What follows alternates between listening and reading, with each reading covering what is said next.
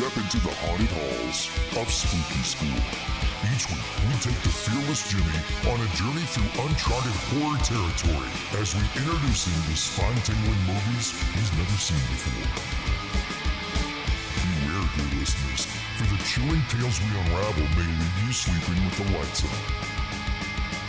Here are your hosts, Professor Spooky and Jimmy. Hello, viewers. Good to see you again. I've missed you. I missed you. Oh, you're talking to them. Yeah, I guess I missed you too. Yeah, Whatever. you guys are all right. I mean, really, I was kind of deflecting because I did miss you. I missed you more. It was a whole... Dude, no. Not possible. We're going to get into a ladder match, and then no one's going to get the cash at the top. All right, fine. But no, it was one of those really long, like, it was a long week that as soon as the week went by, you just went by and you're like, wow, that was another 7 days of my life, huh? Just gone forever. Like, yeah. I'll never get back. No, okay, and I'm here. All right, let's fucking do it again. You know, whenever I have a bad week, I like to put on a very uplifting, positive, reinforcing movie. Yeah, which is the complete fucking opposite of this one. Well, yeah, this is not for children. I don't even know if it's for adults. No, and the craziest thing is so you saw it in the title. We'll say it again. The movie Pulse. Circuit or Circuitry, I think, original Japanese title. Oh, really? Yeah. If it's from 2001, if you rent it like I did, it's on Amazon under 2004. That was a good 20 minutes of Googling of like trying to make sure that it was the right movie. Not the American remake? Well, because they had the trailer and like, well, that was the other thing is I saw a couple actors that I knew and I was like, this is a J movie. I don't know if like they would be in this. And then I had to like find a trailer that they said was from 2004 and then cross-reference it with the official trailer online just to make sure that it was the right movie. And thank God it was because that was a wild ride, dude. Oh my God. Yeah. I sent you on a goose chase. You know this whole streaming shit's supposed to make everything easier? I know, and it's supposed to, but it just isn't. No. I was talking about this earlier where like we luckily sorry, don't at me streaming services, but I only pay for like one of them, but I have most of them because of just like family and like friends and like osmosis and everything. And like this week in particular, when I get home, I normally like just throw something on as like the background music or whatever. And I have been just leaving the TV off because I have been sitting there for like 45 minutes sometimes, just going like, what, where, huh? There's this, and now I'm just like, no, let's shut it in. And so I'm really thinking, even though we still only pay for like one or two, I'm really thinking that we just get rid of all of them except for one a month and then just have like a new fresh thing every time. And someone's like, oh, are you caught up on the Righteous Gemstones? Which I am. It's fantastic. But someone would ask, are you caught up on the Righteous Gemstones? And be like, no, dude, that's April. Like, that's coming up later. Yeah. Not now, dude. Like, but yeah, it should make it easy. But it was on Amazon. It was an easy rental. Shout out to the Amazons. I know they're the corporate overlords, but they've had every single movie on our list so far. Yeah. Either available to rent or buy, and I'm making more of an effort to get physical media too because who knows when these movies will just disappear one day. I was thinking about that too when I was looking at when I was looking at the behind the scenes of this movie. You know, according to the thing I read, which could be misinformation, there's only been 3 releases of this movie since 2001. Japanese, DVD here, and a Blu-ray redo. And then that's it. I'm not surprised. Yeah. This is kind of I don't want to say cult classic, but it is kind of like an under-the-radar kind of movie. I'm surprised that I had never heard of it until you showed it to me. Not based on, like... Not based on anything other than this is so much better of a movie than I could have imagined, and especially when we were we watched it after after Ringo, and you said it was like an almost computerized like extra version of it, and so I kind of had that going on in my head, and then from the first 20 minutes of the film, I knew that this was a completely different beast, where it's less happens and it's way scarier. But I bring it up in comparison in similar to tone. A little similar to messaging, right? Okay. Ringo uses analog technology in a really interesting way, right? Like tapes and TV, where it's the same with Pulse and how Pulse introduces technology and it makes a statement about it, right? Yeah. And so that's where I feel like the similarities are there. obviously there's a ghost with like long hair, ooh, whatever. Yeah. That's not what I mean by like, oh, these movies are similar, right? No. But they definitely have the same feeling, at least from my perspective, at least. I mean, this gave old school Al Qaeda beheading videos a run for their money because it has the same feel of like that like kind of low grade camcorder sight going on. I disagree because I didn't laugh once during Pulse.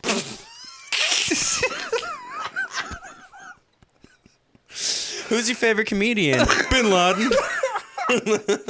Dude, his early stuff was great. Dude, yeah. I mean, it kind of fell apart at the end. He started doing smaller venues, but like, Legends go out on their own terms, though, you know? yeah. You know, he only toured New York once. I heard that performance was a huge bomb.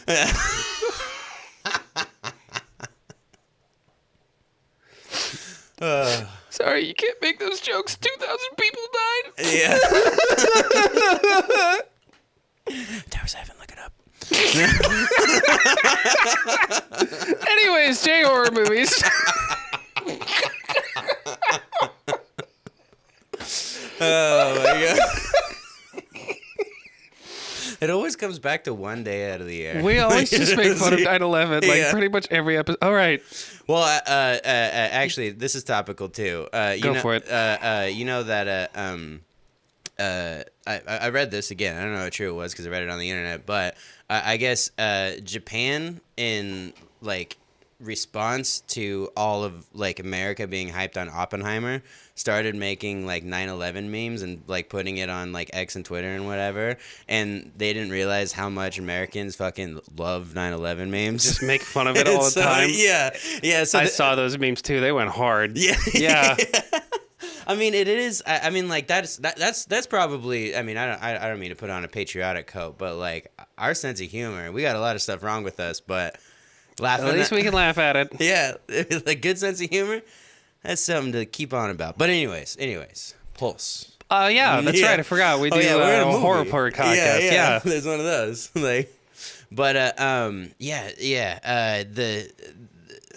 from the very start, I just kept on thinking of liminal space. It warped me in immediately, and I watched this documentary. I sent it to you. It's this dude goes under the handle as the Y-Files. My wife and I are into conspiracy culture as like entertainment, not Don't anything actually else. think it. Entertainment.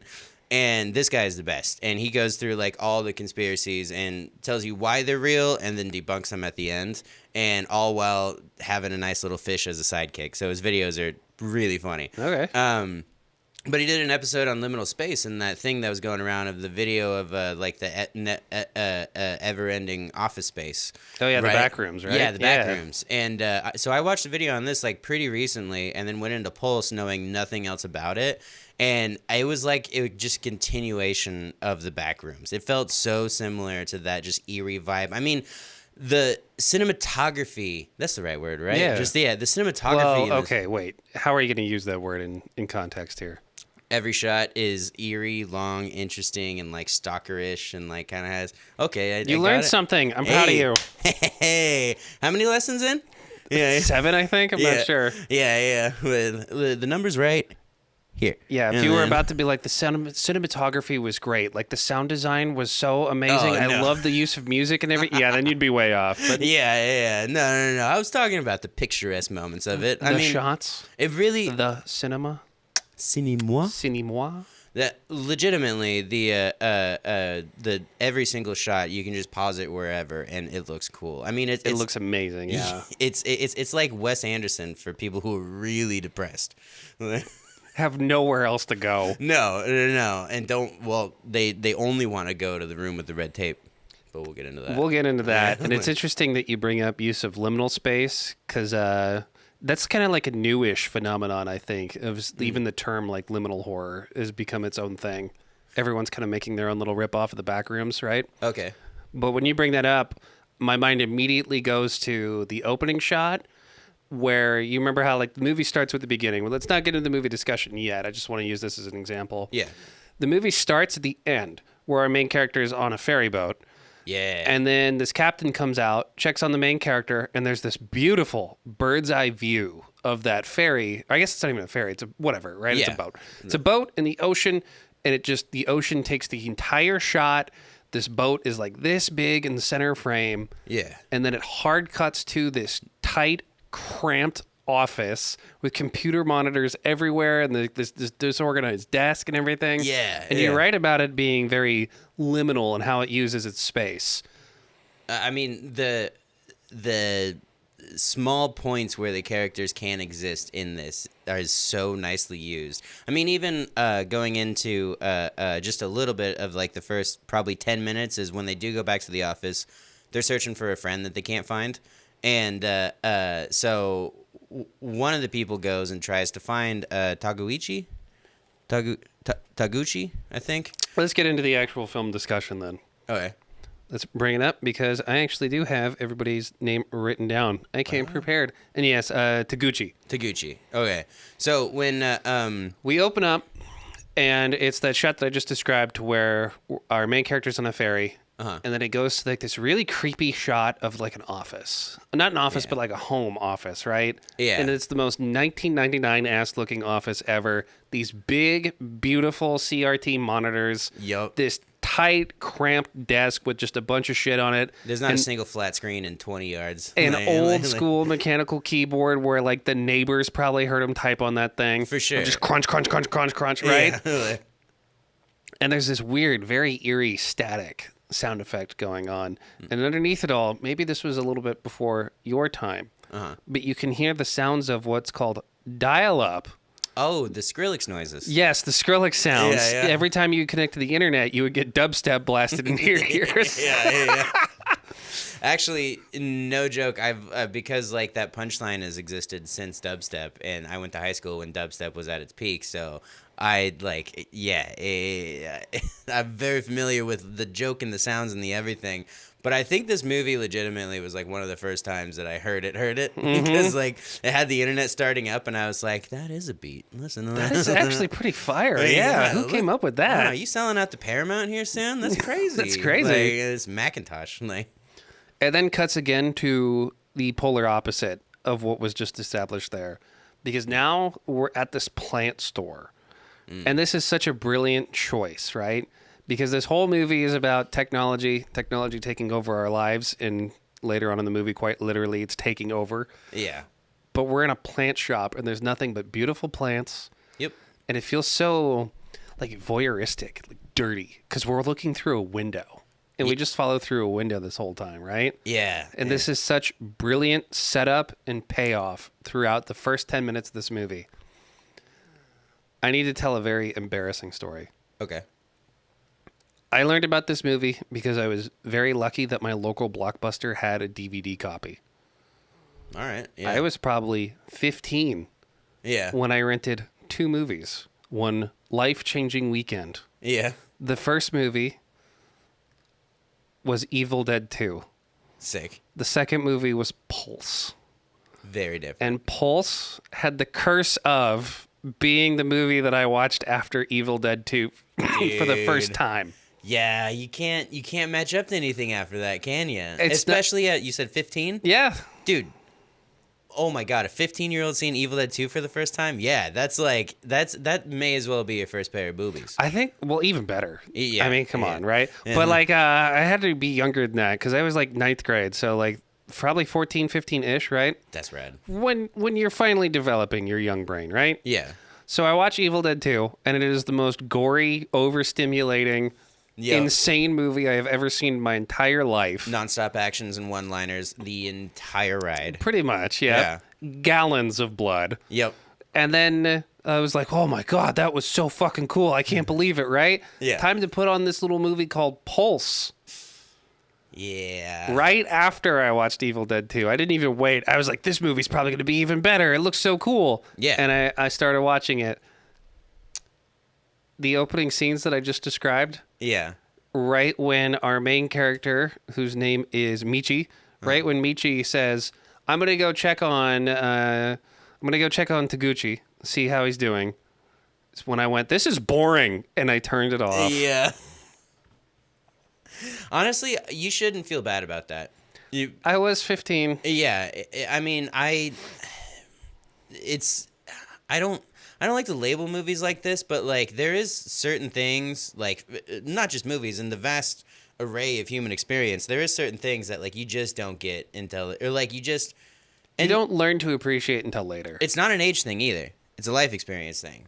But it does happen to be very closely related to age, where, you can't do the life experience if you're, 13 or whatever, because you have a very set schedule or whatever. And, like, not saying as soon as you turn 18, you're going to get it. Not saying as soon as you turn 25, you're going to get it. But, like, after you go through a couple of, like, super depressive winters and get, like, stuck in all sorts of just, wow, have I really been staring at a screen for 13 hours? Like, the sun never even went up. What do you mean it went up and then down again? I thought it was just night. Like, until you go I have through blackout that. curtains, dude. I don't even need the sun. No, yeah, like it's like after you get that sort of the way into it and get your heart broken a couple of times, and then you watch a movie like this and you're like, I get it. I get it now. I it. finally understand. Yeah, yeah, it's it was a rough one, and it didn't let up because like you said, this is the first 10 minutes where she's going out and trying to find the apartment, or successfully finding the apartment, getting in there, and it's just crap on crap. It's like it is a Japanese version of a hoarder, so it's not nowhere near American hoarderisms, but like it's not a clean house. Nope. Yeah, and then in the most like demented serial killer way, I don't know if you noticed this, but I couldn't stop looking at it. But who has a clear shower curtain to divide rooms? Did you see that? I did, yeah. I hate that. I don't know why. I just went and looking at that, I was like, yes, there's going to be a dirty-ass gross ghost somewhere. And then as soon as I thought that, you see the little silhouette of You a see guy the silhouette getting... pop up behind her and start moving, right? Yeah. And there he is. There's Taguchi, and everything is fine. Yeah, don't worry about nothing. You found your friend. It's all good. He has the disc you were looking for. It's in that pile over there. Yeah, he has this disc that the plant shop needs. Yeah. And the deadline's today, so they establish all of this, the opening scene. And then she notices Taguchi. They talk for a little bit. He's like, yeah, just come over to this corner. It's all fine. She walks around the corner, and then we're hit instantly. Setup was, where has he been? How come he's not answering his phone? Yeah. Payoff is, he's hanging from the fucking wall. Yeah. He has unalived himself and has been gone for quite some time. And That looked like a real body. yeah. I don't know how they pulled that off or what makeup effects they used, or if they just actually killed this bro in order to pull off the movie. It looks so realistic, and with the whole like neck being overextended too is just yeah. First time I saw that, it was rough. It was rough.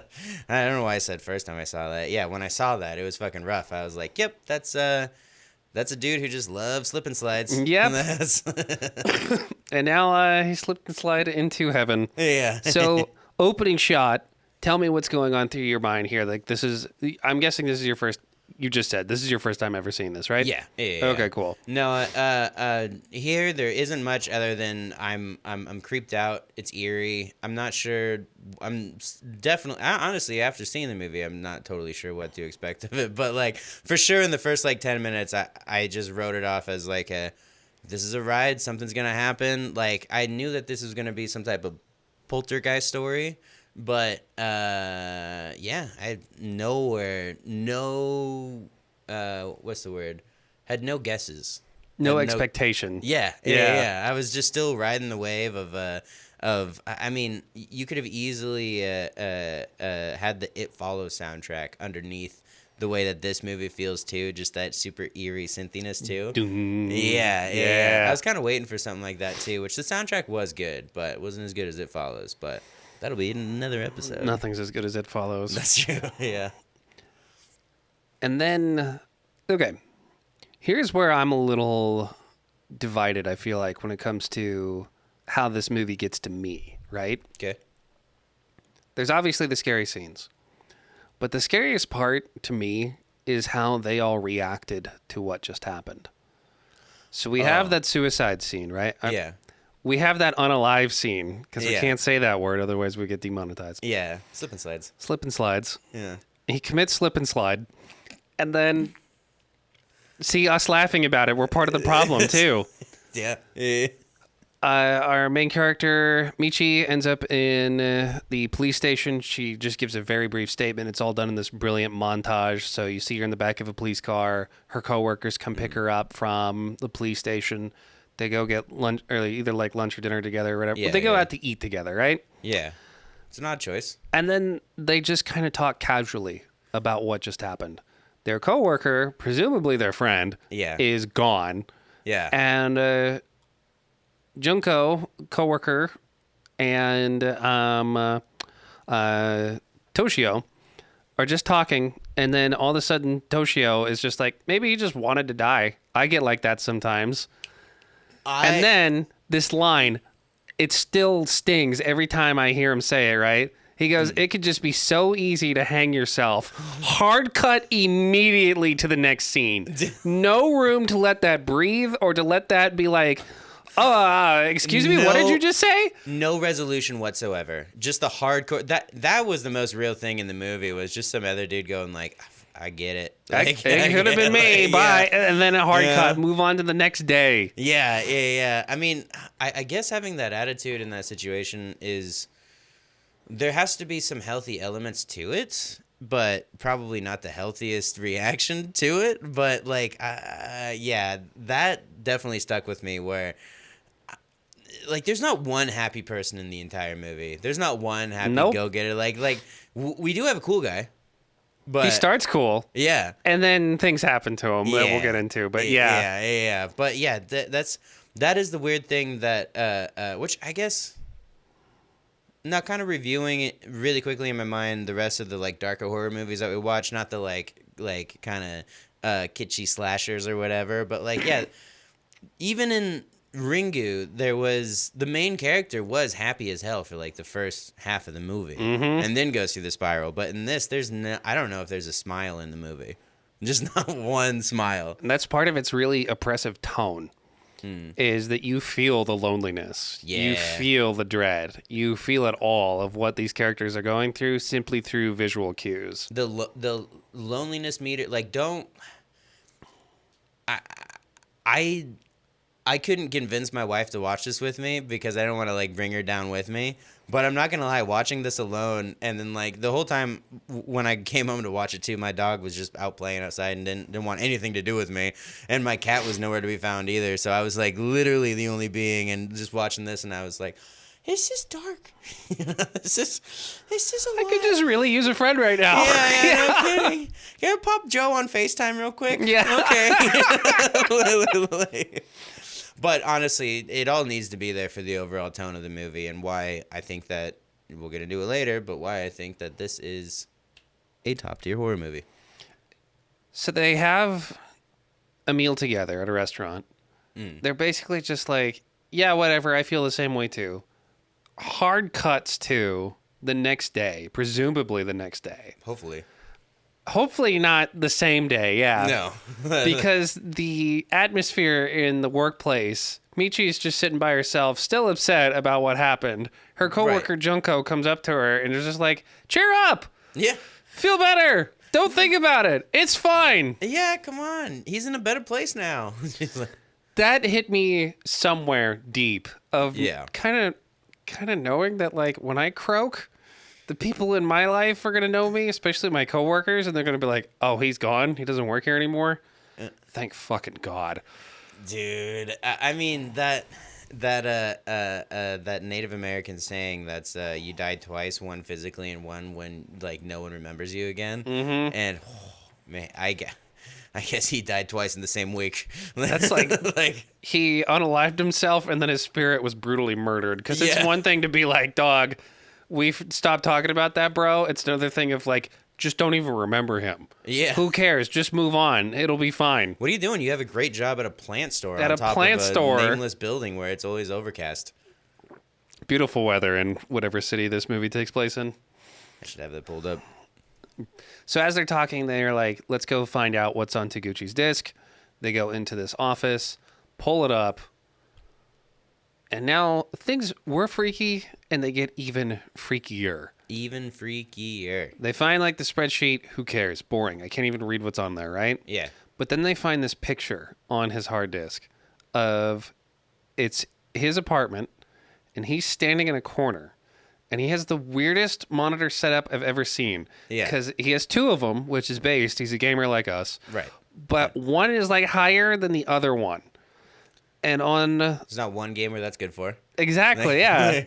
On one monitor, there's a photograph that is Sorry. the exact same image that we're looking at. So Yeah. he has some weird photo inception thing going on. And then the upper left one is this face. And when they're like, zoom in, what is this face? And it is so jarring. So just, I get chills just thinking about it whenever it pops up. It's not like a jump scare where it's just like, No. ooga booga booga, spooky face. It's there. There's like this really subtle chord that just kind of plays underneath it. Yeah. Just, hey everyone, here is an obvious ghost. Yeah.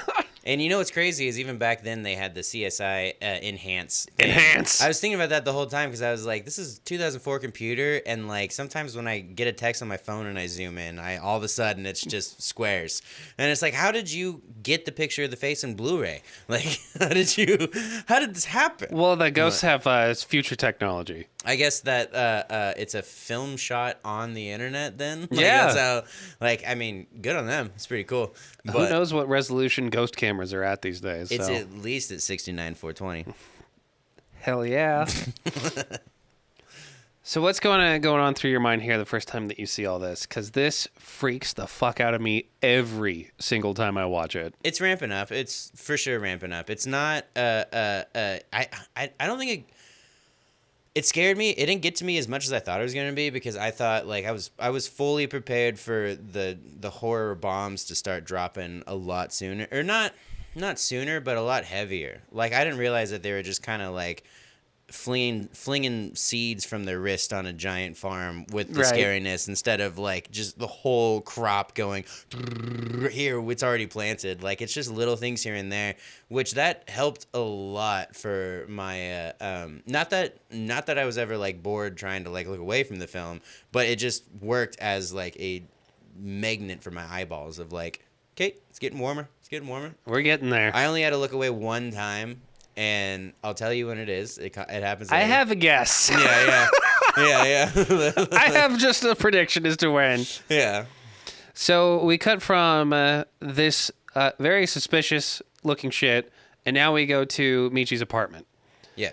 And Michi's just watching TV. This is where I really felt the movie. Like watching it again, we talked about this during The Ring, and I feel like this movie is more relevant than ever because here we get Michi by herself. I get the feeling from seeing this of she doesn't really have a life or friends outside of work. She just kind of goes to work, goes home, watches TV, and the news is just one, the world is ending, everything sucks, things are terrible story after another, right? And I guess Nothing's changed. and like it's not just like here's a little scene where it's that just happens as she's watching TV, shit's like starts falling around her apartment and everything, hinting at there's a ghost trying to either possess her or is haunting her house. What I really liked on it was the newscaster was talking about how a bottle was found from the sea somewhere, and because a little boy was trying to get like a message out to someone, and it was right after that the bottle fell like with Fell her. down her, And yeah. I was like, that's fucking filmmaking. There you go. That's storytelling right there. That's cinema. Yeah, cinema. Mwah. But to me, I love that scene because it's more than just creepy shit is happening to her. You get the feeling of one of the main themes of the movie is loneliness. And here you really feel it. I mean, the TV starts talking backwards and messing up as she's just doing the dishes. Mm-hmm. She doesn't flinch. She doesn't flinch at all. And I know that sometimes I'll have something on and I'm just like in my head doing whatever.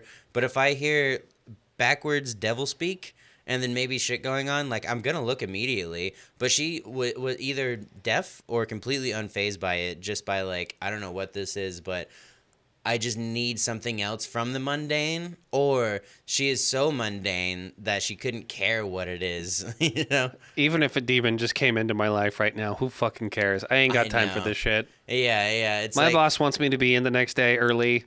Yeah. If you're gonna haunt me, can you at least keep it down? Exactly. Hey, do you really want to haunt me now, or do you want to go out for drinks? All right, like, well, how's your life? All right, like, how's the underworld, Lou? We Sir. then cut to story B, where we get to our other main character, Kawashima. And I know that there's a lot there's like that meme of whenever you see a character that you like, you just go, oh, literally me, right? This is Yeah. the first time I've ever went, that guy's literally me. Yeah. Because it starts off with him just wiping all of these video games off of his like Coke can covered desk, and he slams his keyboard down.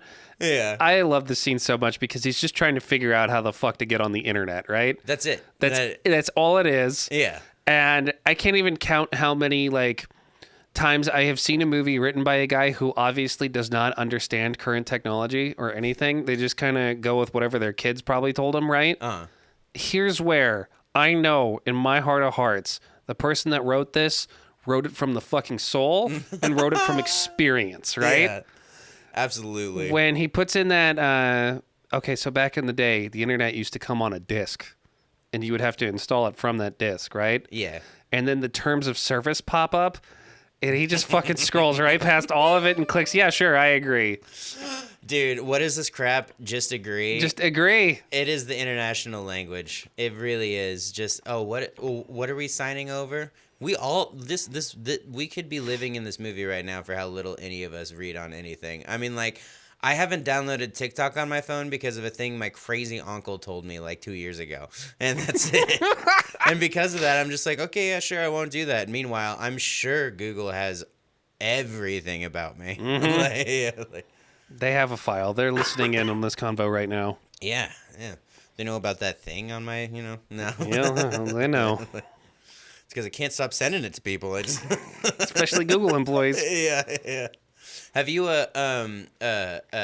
you know Bo Burnham? Yeah. Yeah, you seen the latest special Inside? Yeah. Dude, Welcome to the Internet was playing in my head so much in this movie. It's a fantastic song. Watch the rest of this episode or put it on pause only for this.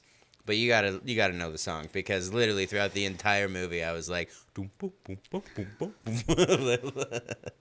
This movie tried to warn us. Yeah. And then Bo did. Yeah. But here we are still connected. Just trying.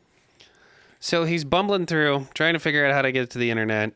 And then all of a sudden, out of nowhere, freaky shit just starts playing on his computer. Yeah. I love this fucking scene.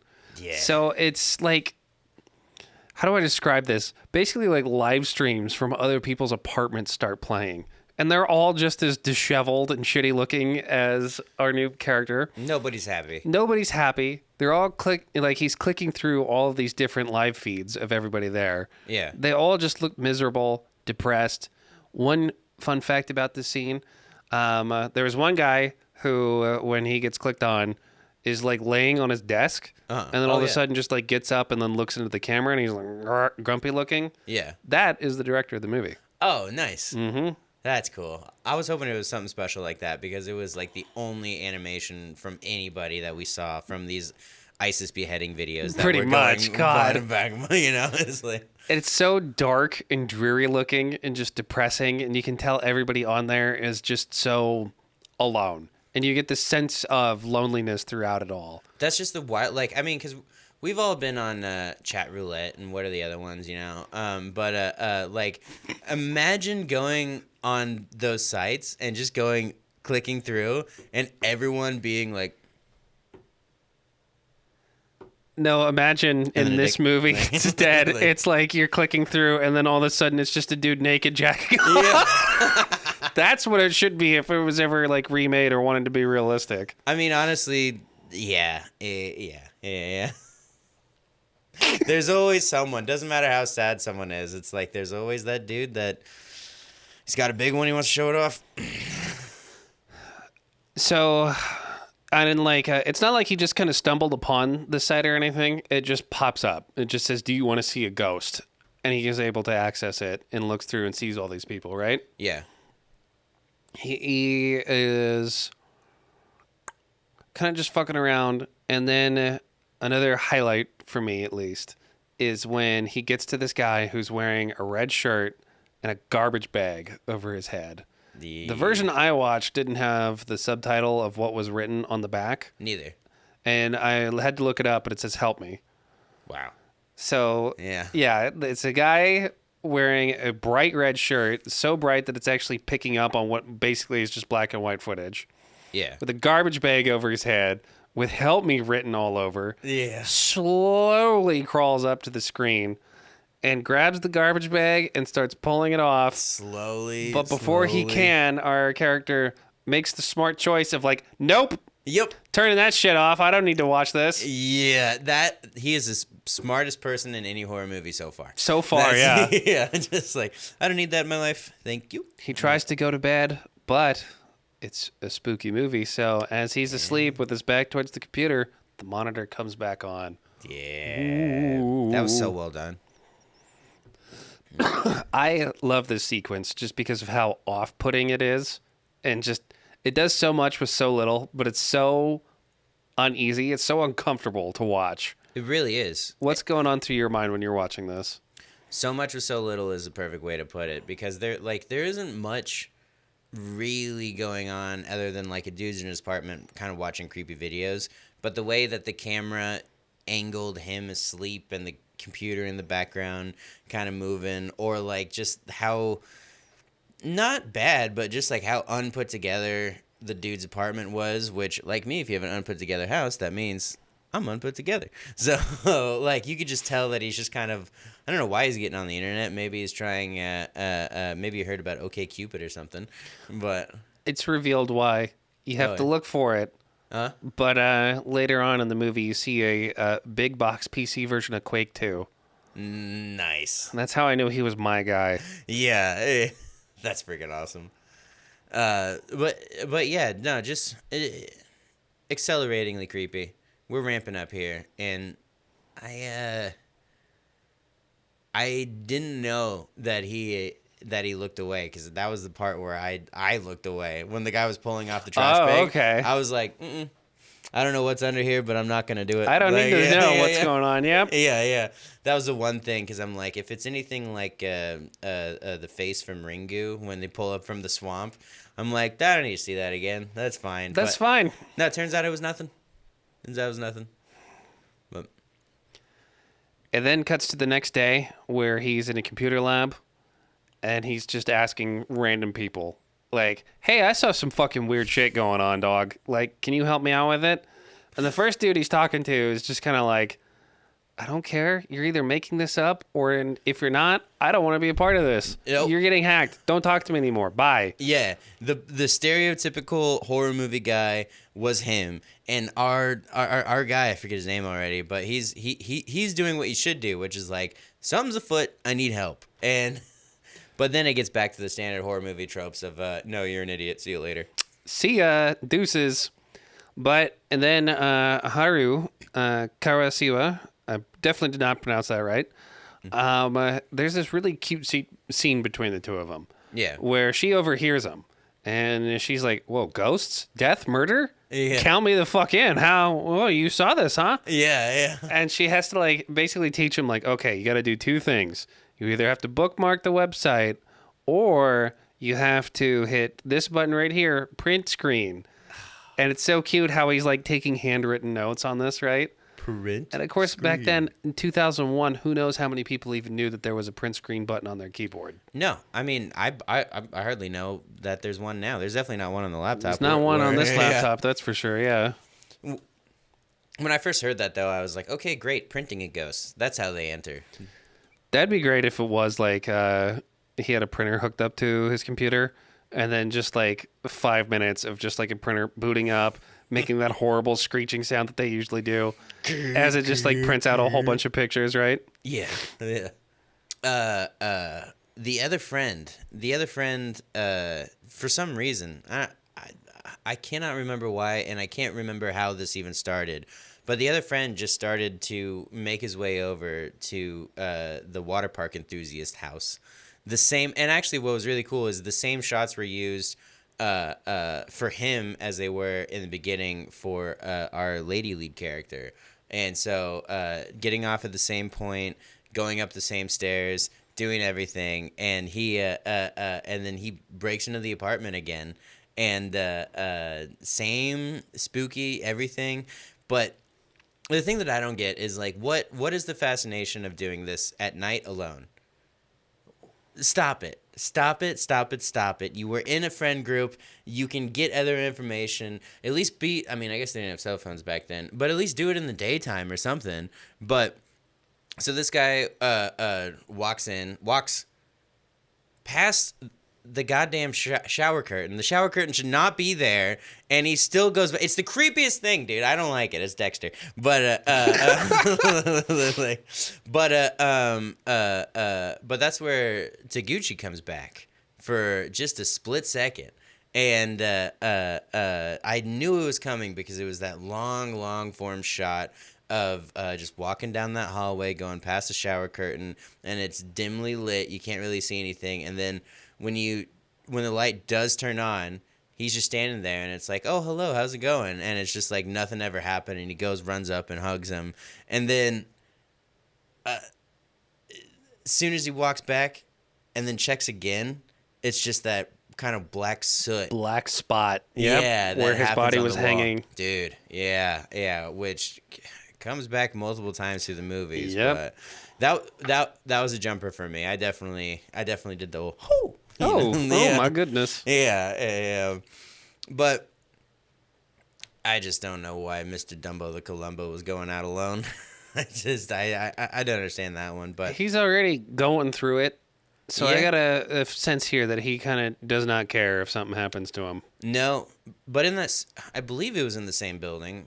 I don't really know, but in the same building, he went down and he found the red door, or sorry, the door with the red tape With around the red it. tape around it. Yep. And- the forbidden room. Yeah, and he just decided to take the tape off and go in there. Just go inside. Yeah, and this was maybe my favorite depiction of a ghost ever, because it was scarier than the standard like haunting whatever, like the classic ghost thing of it coming out of nowhere and just standing there happened. Mm-hmm. That's a trope everywhere, but the thing that drove me nuts was the body movement of the ghost being so unnatural and like wow, and like also he just didn't react to much, like didn't run towards it, didn't run from it, or like kind of ran from it a little bit. I remember him hiding like behind the couch. Yeah. Yeah, he decided to jump behind the couch, which is the stupidest thing ever, because now he's trembling down the couch, and the ghost just calmly picks up and just peekaboos over with this. I mean, it's literally just looks like a Japanese lady. It's not trying to be anything too scary other than the like movement and the silence and the like eeriness of the film, but it really, like, again, I know it's a horror movie, so you have to, but like I'm like, you didn't run past, you didn't think of like going around, and you thought of just curling up in a ball where she can like easily get you, and then it hard cuts out. Oh yeah, but that ghost dance, that ghost walk, it's so NPC. It's so weird. It's so like a Grand Theft Auto 5 cheat code gone awry. Like it is. It made me wildly uncomfortable because there's so much suspense with just so little going on. Again, like it goes back to what I said earlier of it does so much with so little. Definitely. It is two people in a room and one of them is walking freaky. Yeah. But with all the context going into it, even the missing context of what the red room means, we still know it's a bad thing because red is the obvious sign of danger. Yeah. It's like universal. Yeah. Whenever there's red, don't go in there, right? Which I'm not going to do this anytime soon, but this movie will require multiple rewatches to fully grasp it. Like, Oh yeah. I don't have the heart to do it again anytime soon because it is a longer one. It's like 2 hours. It's 2 hours. Yeah. It's also really heavy and makes you Yeah. think about a lot of shit all at once. I don't think there's one moment of comic relief. No, not at all. Like, Why would there be? yeah. Not one single crack of a smile. That's it. In this world, smiles don't exist. You're listening to the Spooky School Podcast. Be sure to leave the video a like, as it really helps out the channel. Subscribe for weekly podcasts delivered to your inbox every Friday. Now let's get back to the show. So I want to pause the discussion of the movie here for a second and just kind of discuss in general. Yeah. Have you noticed some key differences already between the movies from this semester as compared to the last one? Just a couple, you Just know, a tiny only- little bit. So, I already mentioned the fact that there's no comic relief. There's not a single smiling person. The people are dumb, but they're dumb with curiosity, which Yeah. I like more, you know? Than just But- making bad decisions just because. Right. Like, I don't blame the dude for going into the red door, but also it's like, you're still stupid for doing it. But at least you didn't do it like, oh, they said don't go in the red door. What and, if we did anyways? just go, Whoa! Hey, guys, I heard we can finger in here. And because that's what all the 80s American movies are. Pretty Like, much, yeah. Yeah. But no, there's definitely a stark change in vibe. And I think it's good. I mean, it's really sad, but it gets the point across a lot better. And I think that this is a scarier movie and a better horror movie than a lot of the stuff we've watched before. I'm gonna have to come back at me in a couple weeks so I can like have an actual ranking system after we like watch a couple more, Right. and then I can hit you with my top 5 so far. But I do have to say that this does a better job at portraying fear inside of me.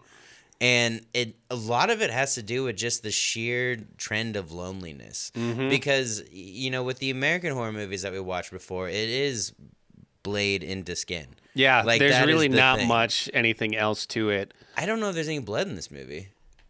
I don't think so either. No. But it's not just what happens on screen. It is what the movie is saying and Right. how it says it. It's Yeah. the same with Ringu too, right? Definitely. Like there's just so many things that really like haunt you and linger with you later Yeah. on and make you think a little bit more than just what's going on the screen, right? I'm gonna check every cabin I ever rent for for water wells underneath it. Yep. Yeah, like But it makes you kind of think of just like what is death? Like what is there after death? Is death so bad? Oh, what if it actually is worse than living? Which is kind Yeah. of terrible to think about, right? dude, it's what's the carpe diem? Carpe diem? Yeah. Yeah. You Whereas gotta- like Jason or like the Friday the 13th movie, right? I just think, Yeah. being stabbed in the throat would really suck. yeah, that's the extent of it. It's like, oh, bad man did bad things. Bad And this man is- did bad thing, whereas this one's just like you are going to die. It is inevitable. You Yeah. have no idea what's going to happen after you die.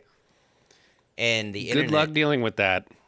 it is it's way more psychological. And these movies are staying with me more.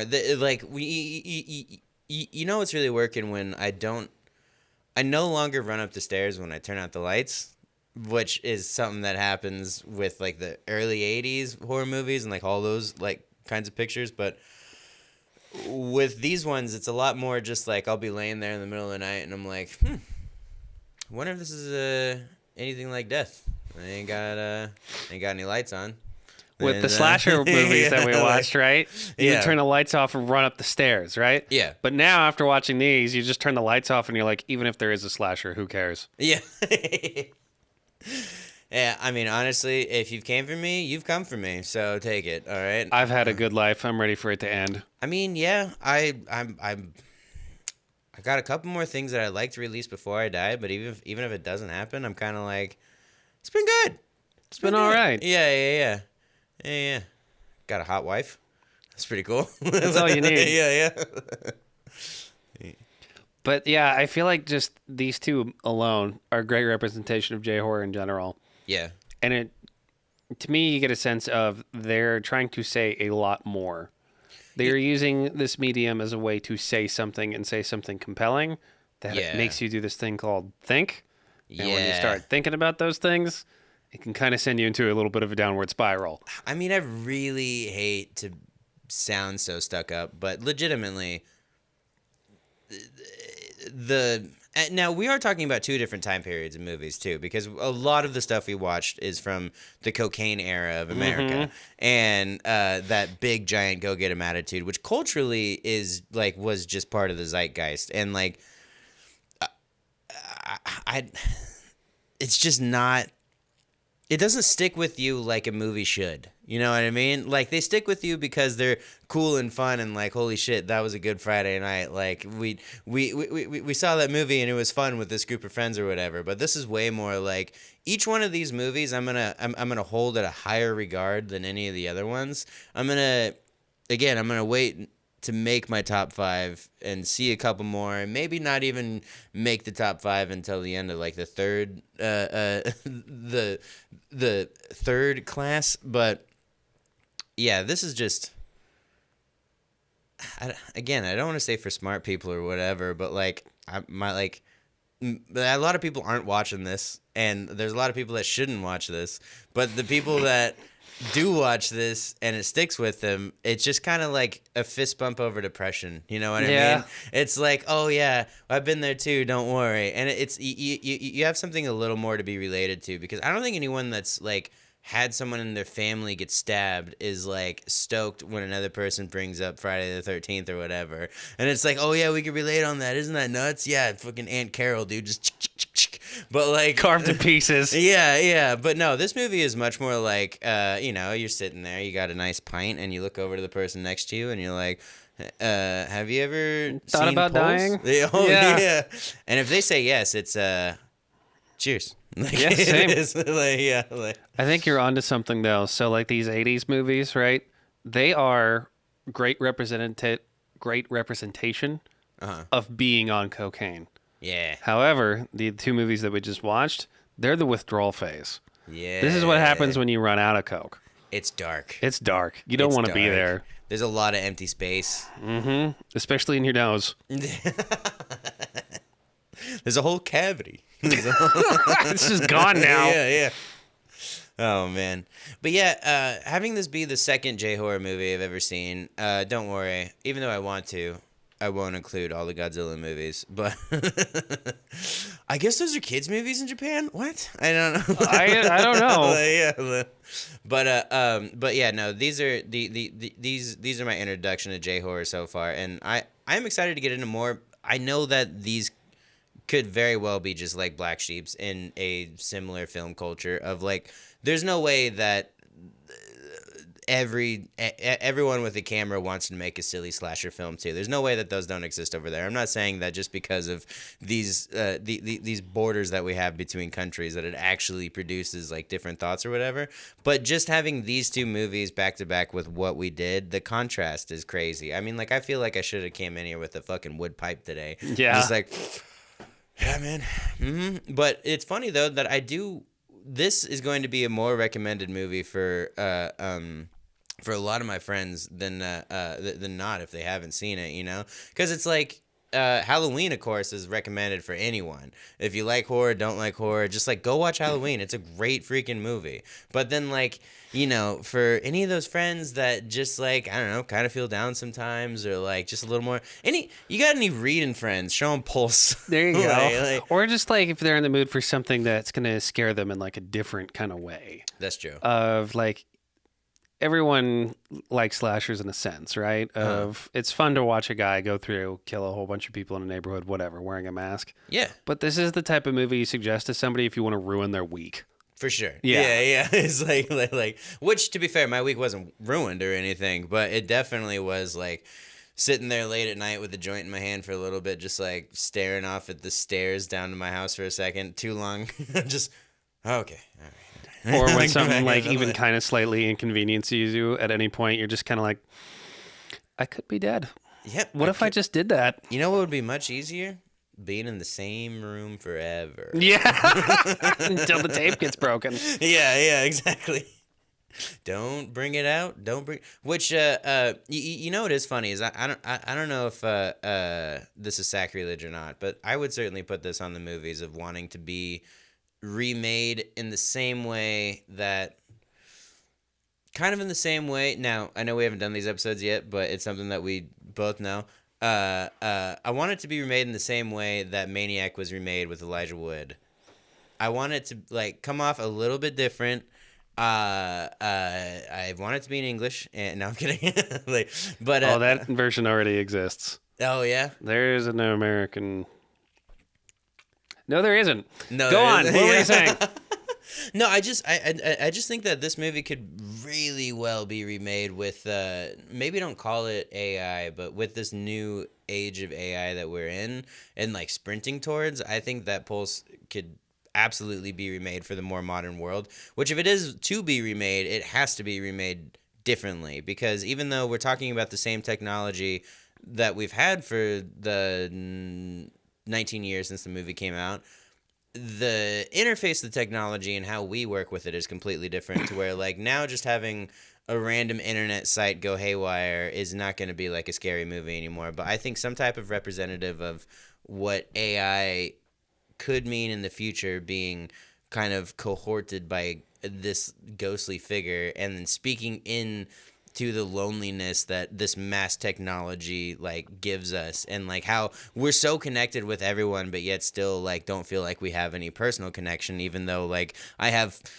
57,000 unread everythings on my phone every time I go there and I'm just like you, no you pretty much took the words right out of my mouth on that one because most of the time I'm not really for remakes, right? yeah This one I feel like not only a remake would really work, it would have even more to say than the original.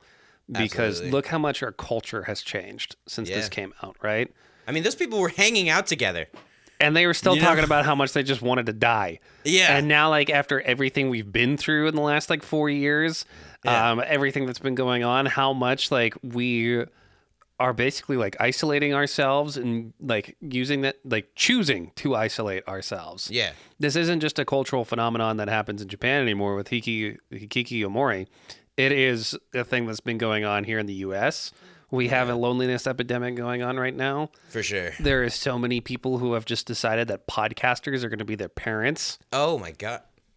Hi. Hey, I mean but I also hate how accurate that is too because like it's good and bad. It's great that you can be able to find something to motivate you, to find good information, to find like someone helping talk to you like a way out of your situation right now.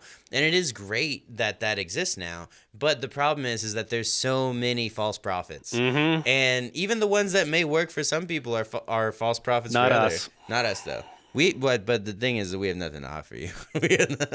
We'll just be your friends, and so we can hang out. yeah, we are your friends. Yeah. And that's why you should go to patreon.com/spooky school to give your Exactly. friends money. Exactly. Yep.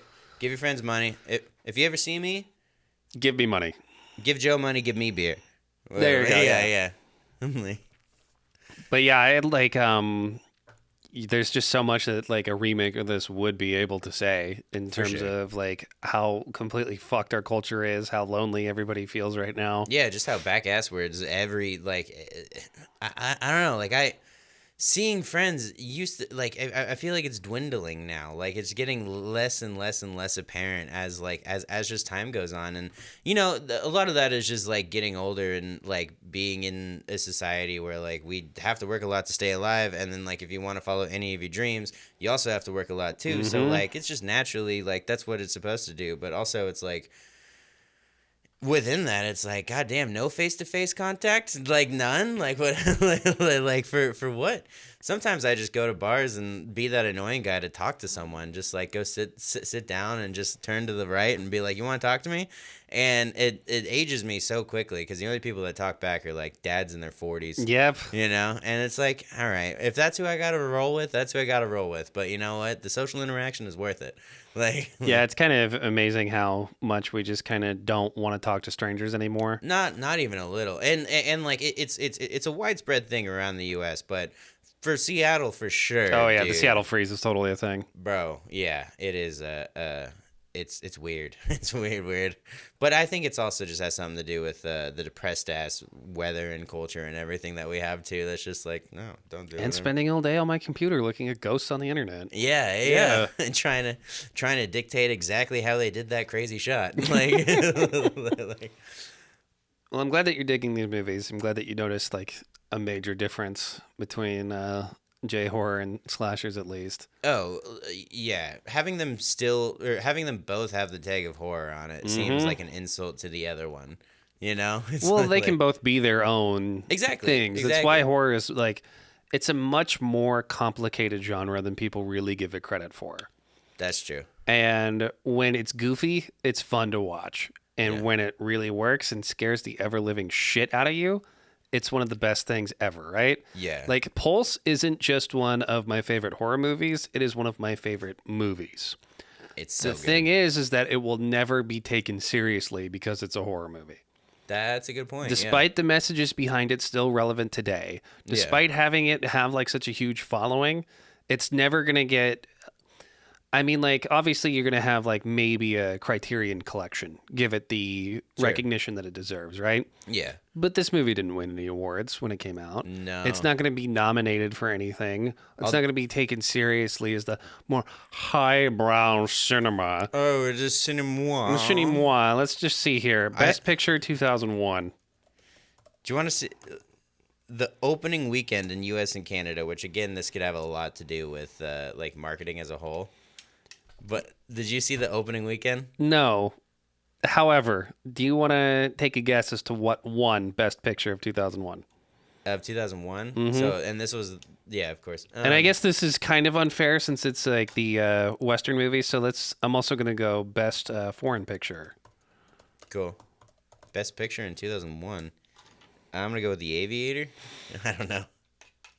I want to. I relate to the members of Pulse now because Yeah. now I want to unalive. Yeah. You want The to go down to best the super picture slide? of 2001 was Gladiator. Gladiator. Gladiator. Ridley Scott's Gladiator. Yeah. Do you want to know what won the fucking Oscar for Best Foreign Picture 2001? What? If you had to guess, just name 3 foreign movies that you could think of. You would not be able to.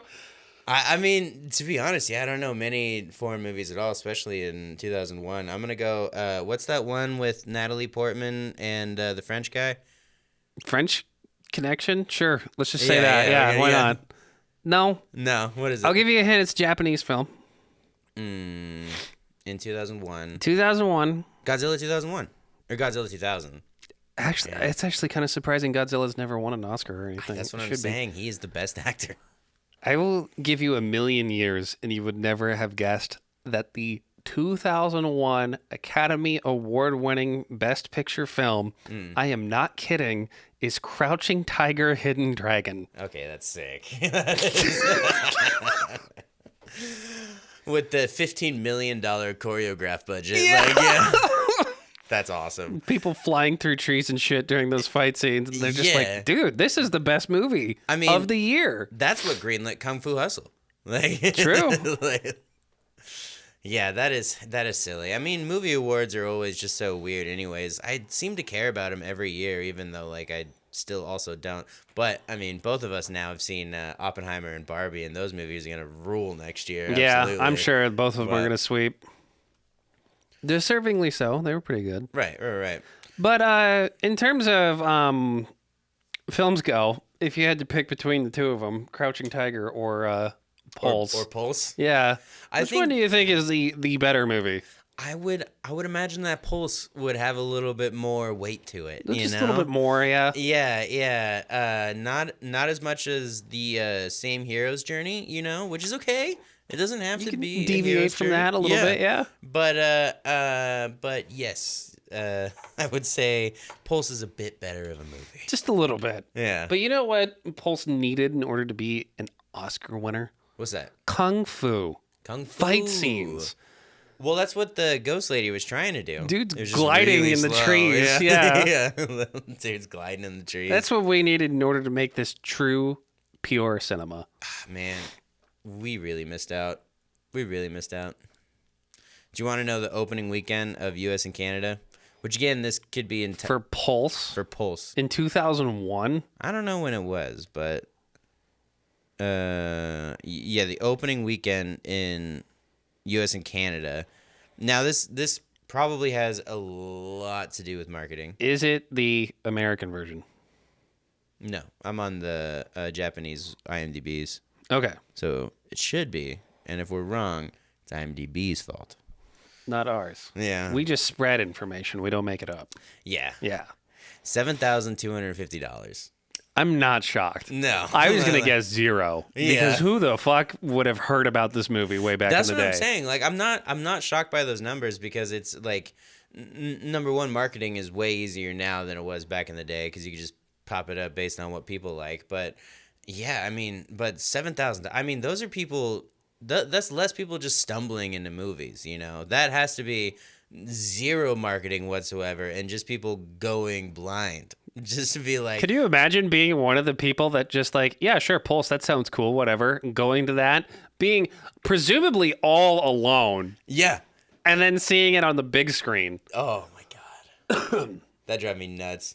Especially as like, you know, an empty movie theater is for sure liminal space. If you're sitting there right in the middle, you have everything around you, and this dark, dreary movie about super slides. You know, Yeah, we actually had to close this down because we kept finding people hanging in the theater. right. Yeah. Like, they ran up the red drapes. That's actually probably the only people who went to go see it, now that I think about it, is people looking to be alone. Yeah. So they could, you know, jack off in the theater like a lot of weirdos fucking do sometimes. Rest in peace. Not Pee-wee. me. I beat the charges. They proved me not guilty. Anyways. They scrubbed out of my thing. We had this completely unnerving scene where a guy walks into the forbidden room, is confronted by a ghost. But then we pick back up with our other group of characters trying to figure out more as to what's going on with the website. We cut back to Kawashima's place, and he has invited his new love interest over. Yes. And he is just frantically cleaning up, That's which this- was hysterical. Scarediest, literally hopping over her onto the bed that she's sitting on, just grabbing Grabbing oh all my the God. shit he can to get it cleaned up. I've done that so many times. I've done just That like, is what I mean by this character is literally me. Yeah. I love this guy. I want nothing to bad happen. I don't want anything bad to ever happen to him. He's got the coolest hair in the movie. By far. Yeah. The coolest hair of any movie we've seen so far. Yeah. And they're just kind of trying to figure out and solve the mystery as to what's going on. And this is when she gets exposed to the website as well, right? Yeah. Starts to see the.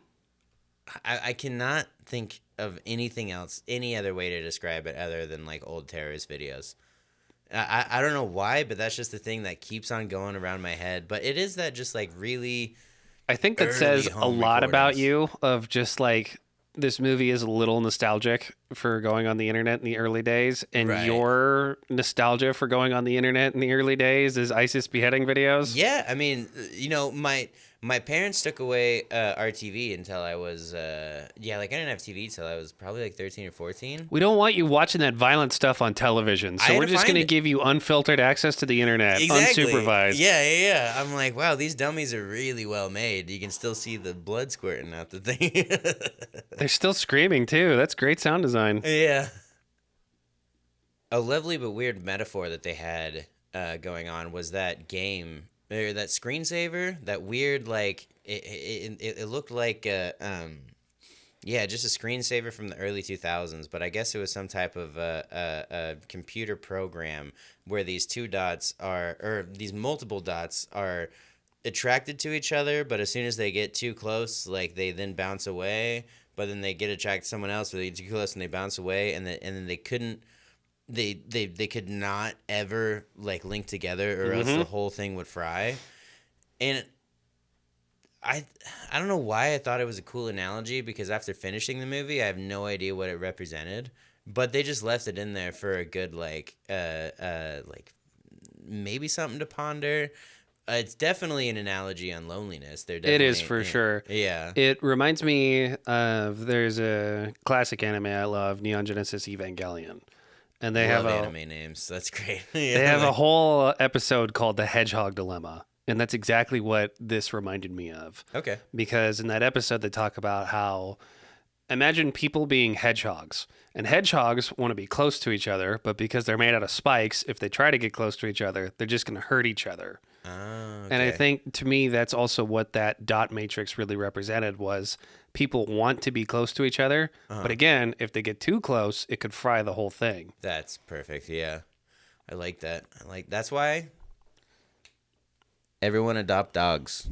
If you can adopt dogs, that's your dot matrix. That's why bond to you and you'll have it forever. There's no greater love. It's so hard to be vulnerable and open up and be real about how you're feeling when you could just shut everything down And then get a dog, yeah. and then get a dog. Well, you can't open up to your wife because your wife is just gonna look at you and go like, "Quit being gay." Yeah, can you stop crying?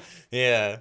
Man up and drop some wood in the back. Yeah, I dude. want to date a real man, not a crybaby. Also, how come you never open up your feelings towards me? Hey, you done engine swapping that 440 Cuda yet? I drive a Subaru, by the way. I take a $100,000 car everywhere I go. It's called the bus. I'm so rich, it's a tax write-off.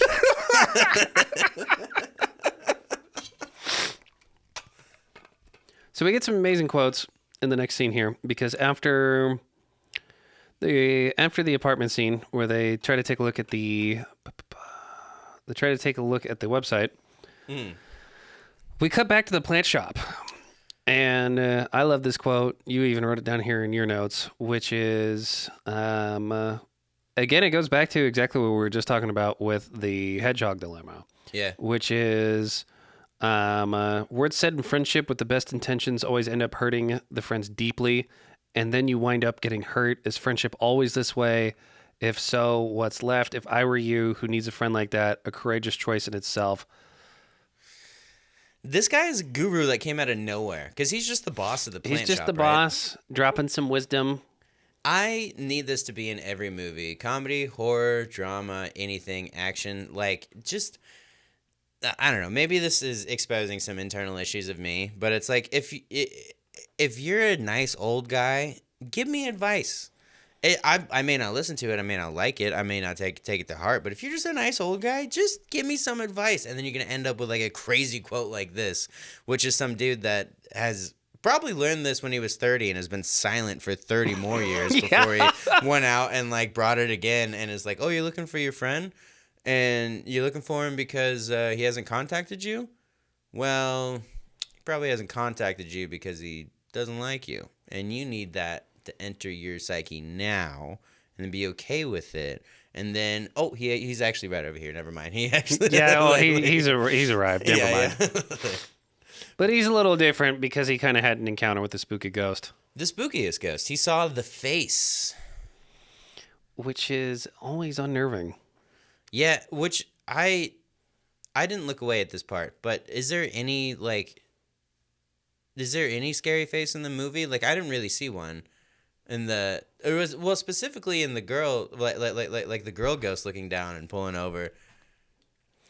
Do you not remember the end? No, I have to. Well, no, because it's going up on the boat and everything, right? They go on the boat and everything. All right, we're jumping way ahead here. Yeah, yeah, When our favorite best hair boy ends up going into the red room, yeah. you don't remember the face from that one? Oh no, I do remember that. Yeah, I do remember the face of that ghost. Yeah. That legit made me fucking scream. Yeah. Yeah. Yeah, just out in the corner, just right going on. Well, then he gets into the actual camera, and it's not. Yeah. We'll get to that when we get there. We'll How get about there. that? Yeah. At this point in the movie, everybody is starting to feel the pressure of depression. Yeah. They're all kind of dealing with their own shit in the worst way possible. And there's like an ongoing, I don't want to say gag, but it seems like every time somebody is like, hey, I'm just going to go off camera for like a little bit here. And then they just die, right? Yeah. It's here where we're introduced to the concept of the forbidden room when Michi and her coworker, Toshio finally talk about what it is, the ghost that Toshio saw. And he goes, went into the forbidden room. I saw something that I shouldn't have. Yeah. And now I'm just kind of, I was in a bad place before, and now I'm in an even worse one. Now it's bad, bad, bad, bad. Now it's really bad. So they chat, and it's pretty obvious that Mr. Toshio here is not going to make it. So we follow Michi as she's just having a little walk, a little stroll to herself. Yeah. Is just, trying to clear her mind, and she walks past a water tower. And as she walks past this water tower, out of fucking nowhere, no explanation, nothing. No setup, no punchline. Well, there was definitely a punchline. I guess it was just more of a splat. We see a woman already at the top of the water tower just jump right off. Yep. One take, no cutaway, no edits or anything. Nope. And she just splat. Yeah. Yeah.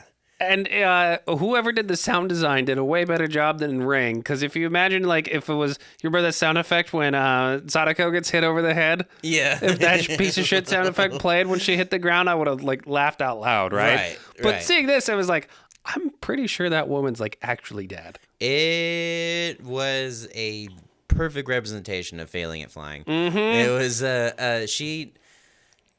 So I had to look into it because I was way too curious. But I guess of course these camera these camera operators, these shot magicians and everything, they're way too humble because they're like, oh, it was super easy, don't worry. But I guess that it was like 2 takes, so don't fuck up the first one. But there was like, it had to be like shot with 2 different cameras to where like one was the lady going down, but she also dropped a like a dummy. But then she got to land on something that wasn't seen on one camera, but the other one saw the dummy hit. I read it and still didn't understand how they did it, but god damn, is it cool. It sounds like magic because, like, the way you explained it. So, yeah, you would have, like, 2 takes. One of her, like, jumping off of a pad or off of the building and onto a pad, and then one of the dummy just kind of, like, falling down, right? And so the way that this is shot, you have our main character in the foreground and that happening in the background, and there is just a slight tilt that happens, right? Yeah. And the way you're describing it, it seems like that edit would happen during that tilt. So it might be invisible because it is 2 different shots now mixed together. This woman just jumps off of the water tower. Splat. Yeah. All right. Michi just kind of watches. She doesn't really scream. In fact, there's this weird part of me that feels like she's almost envious. I mean, it did kind of look like that where, she like covered her mouth, but then the other people around her reacted so much worse. I mean, maybe, she's seen a lot the last couple of days, so that's one thing. But She's just going through it. She just saw that lady splat against the pavement and started disassociating. because why not?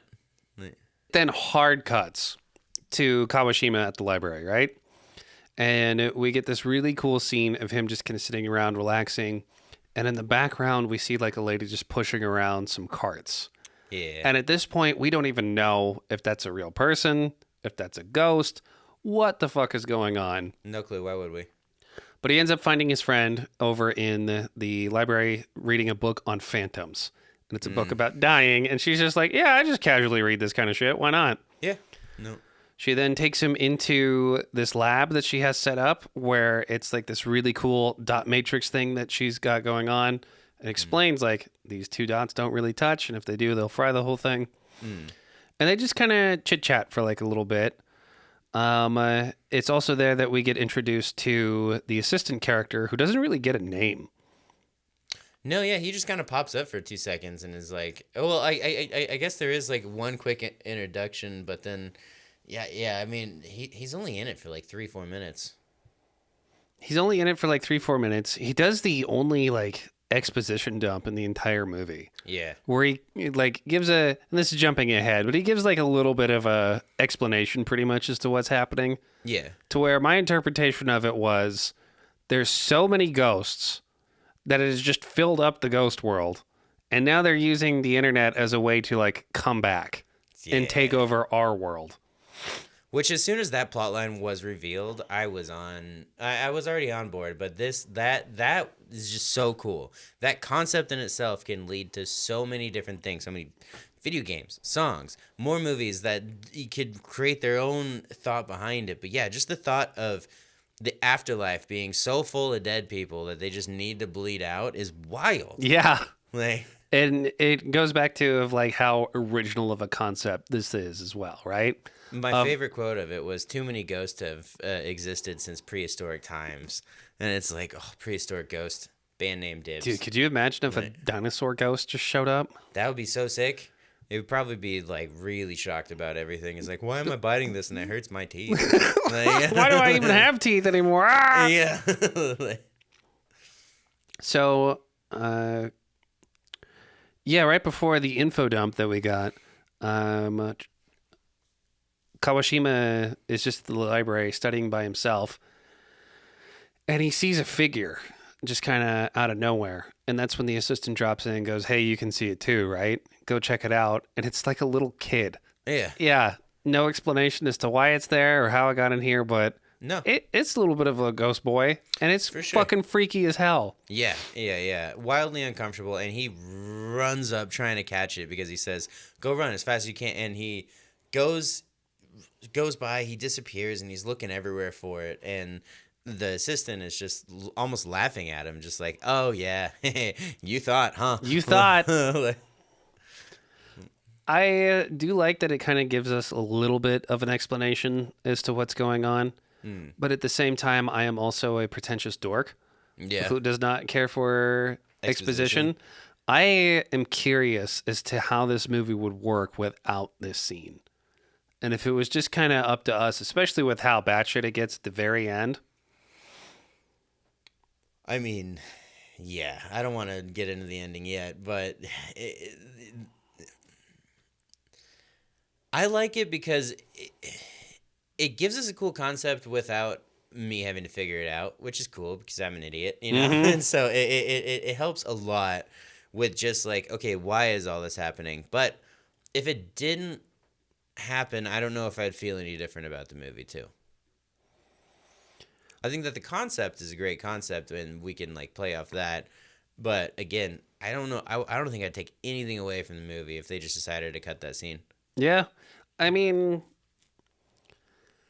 yes and no. I guess it would kind of take away a little bit of, because I remember now as he's explaining like the concept of like ghosts are invading this world. Remember how it also like cuts to a guy setting up a forbidden room with like the red tape over it? The construction worker. Yeah. Yeah. So we would lose that little nugget. So I'm kind of, again, back and forth on it because having the forbidden room kind of explained a little bit does add to it because now it's even that much more intense when our characters do eventually end up going into one. I would like a prequel with that construction guy and with the red tape because like with the red tape appearing at multiple different rooms across, I mean, not even the same city. They go over multiple cities at one point. So yeah, I mean, I would love a prequel with him just to let us know how that happened. Like, we got to do the trend that's going on now where you have like prequels of like characters that are on screen for 2 seconds, like in Star Wars, right? yeah. We need like an entire miniseries based around like the construction company that makes the red tape. Yeah. You remember how like the one construction worker goes up to another one and it's just like, "Hey, do you have any tape that I could borrow?" We need a spin-off series about that guy who hands him the tape. Yep. Yeah. Hands him in and he goes. That's true. I mean, if you pitch it to, I mean, I guess there's a writer's strike right now, but if you pitch it to HBO Max in about a year, Oh I yeah, bet you they'll take they'll it. be all on board. Yeah. Here's how dumb I am. I will never forget this. I'm giving this an actual watch when I was like 18, 19. I was able to appreciate the cinema and not turn it off. Cinéma. Yeah. And not turn it off after the first 10 minutes. Uh-huh. When he goes up to the construction worker and asks him for tape, I thought he meant like a VCR, or like a Oh yeah. like a video Yeah. tape. Here, can I please have a tape of something? Why? Well, it's good songs on the radio. I'm There's trying some to great get it. song, dude. I need to get this song on the radio like right now. You need to get it now. My son's Little League is on local TV. I need to tape this right now. Yeah. So we cut back to the plant shop, and it's Junko and our other main character, Michi.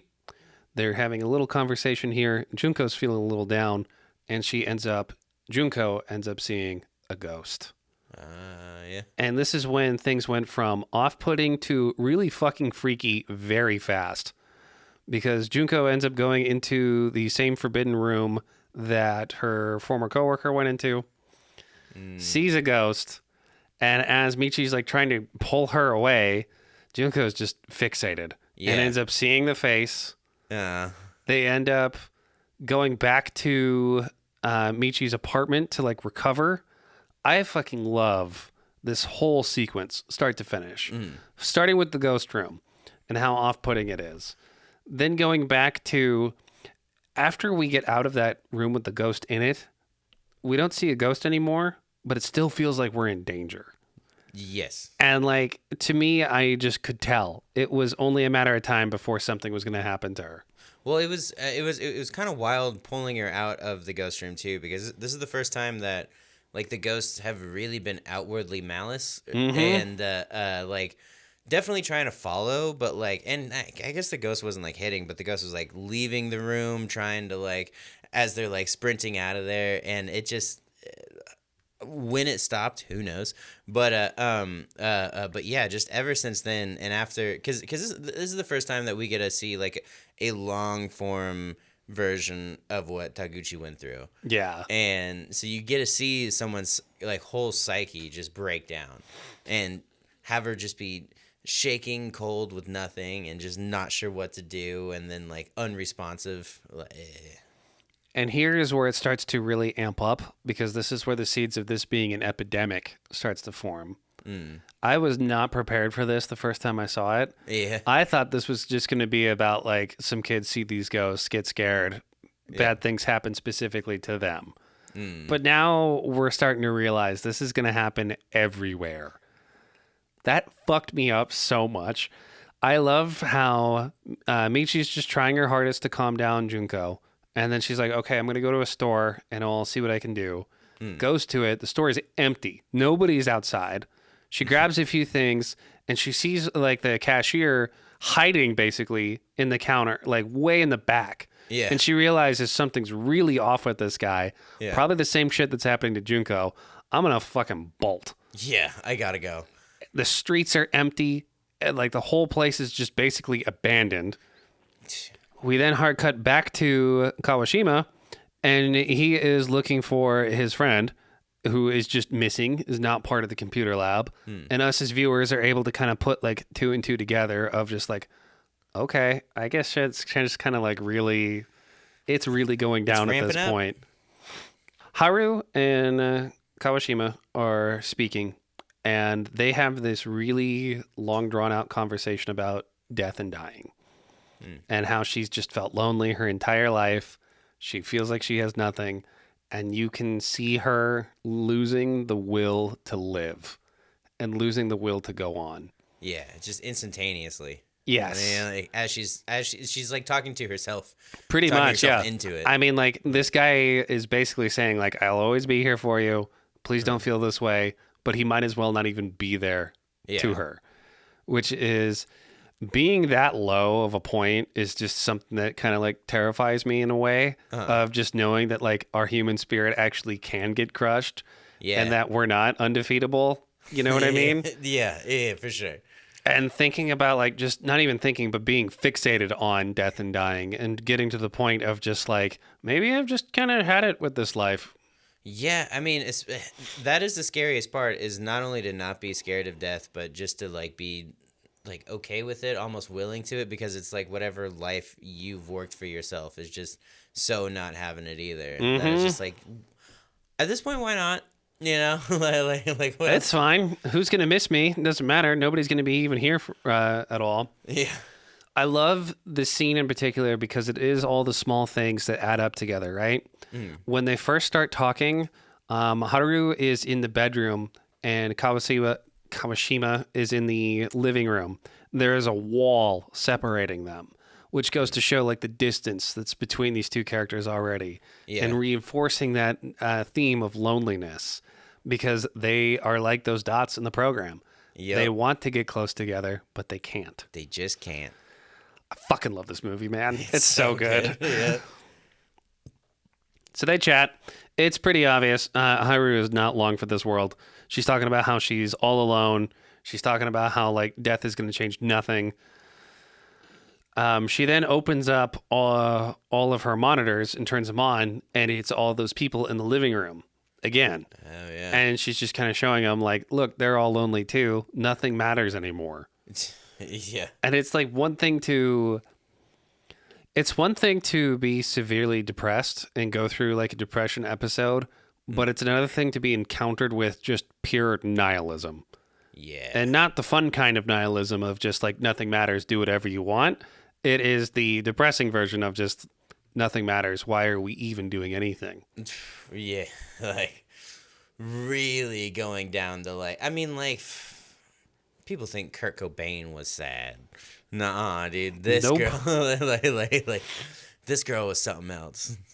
There's this one book I read a long time ago called Ghosts of My Life by Mark Fisher. Have you ever heard of that one before? No. Well, in it, he argues that slip and slide is a good thing and that everybody should Yeah. consider it at least. Really? I remember one of the main takeaways from that book was like, slip and slide is like one of the one things that you can like basically actually control about your life. I don't want to get too deep into it because the whole thing is. I mean, it's I don't want to get too deep into it. How about that? Yeah, But like- yeah, it's all about like control and how, like you brought up Kurt Cobain, and that's what made me think about this book was because like he actually uses that as an example Yeah. of just like here's a guy who had like everything going well in Sure. his life, and it was a profound moment of when he finally decided to end his own life. Yeah. But the dude practiced what he preached because that book came out, and then he's like, "Well, I'm done here," Yeah. Yeah. and then committed Pulse. Yeah, and then he did. You know, I could, you know, on a super morbid way, I totally see where he's coming from. You know, it's like in a world where you do have increasingly less and less control about anything, and you know, you can turn back to the old philosophers, especially in Stoicism, to like really like help out. But even like the classic Stoic philosophy isn't what you can control on the outside at all. It's all about you controlling yourself on the inside. On the inside, yep. Yeah, and so because of that, I'm not going to say that I agree with him, but I say that I can see where he's coming from. makes a damn fine point. like, There's a band I really like called Midnight, just good band name. and they have they have an album called No Mercy for Mayhem. Kawashima and Haru are arguing back and forth about basically how pointless life is. And Kawashima kind of has like this naivete to him that's really like childlike.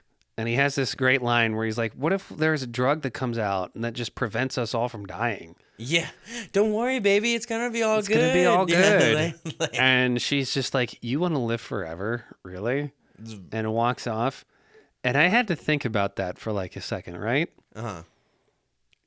It made me kind of realize that like if there ever really is like an immortality thing in our culture, it's going to be immediately like bastardized. Yeah. I know like the dystopian thought of like, oh, we have immortality. It's only going to be the super wealthy, rich elite that are going to be able to have that. Sure. Yeah. I think it's going to be the complete opposite. I think they're going to give immortality to like the poorest of the poor, working poor, Uh-huh. so that way they could work forever. I mean, yeah, that's a great way to do it, which is like, oh yeah, your retirement benefits, you know, we'll You're just actually up the never going to scale. retire. Yeah. Why do we need to pay you benefits? Don't worry about. You know, it's funny. I've actually thought about this a bunch in my life. Not really recently, but I was thinking because there was talk about like uploading consciousness into the internet, or like online somehow. So that is like a form of living forever. And that particularly, for whatever reason, I do not care for. I like that idea terrifies me way more than having my meat suit and being like having this be the one that's forever alive. Like, What's more important to you, your meat suit or your mind? Who actually is you? I mean, it's definitely the mind over the meat suit.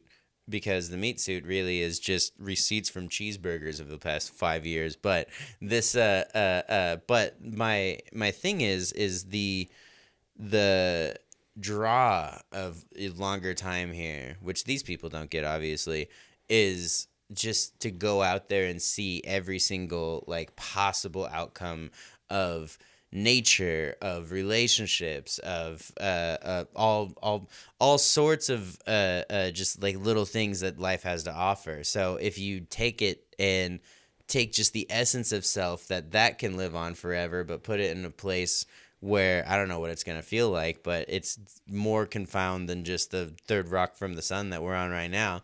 And Good show, by the way. yeah, right. Like, but yeah, personally, I'm way more like perfect. Like, this is a little off topic, but perfect scenario with what we're talking about is for sure. I'd rather live forever in my meat suit than uploaded in consciousness.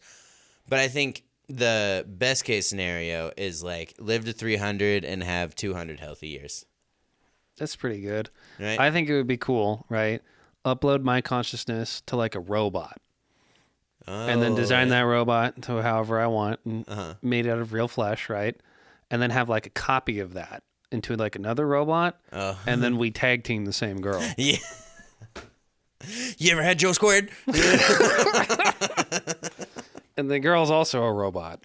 Yeah. Well, I did see Ex Machina, and they make him really hot in the future. Well, there you go. Yeah. See? This is my ideal future. Yeah. Hot ass robots that have the same condition as Jada Smith.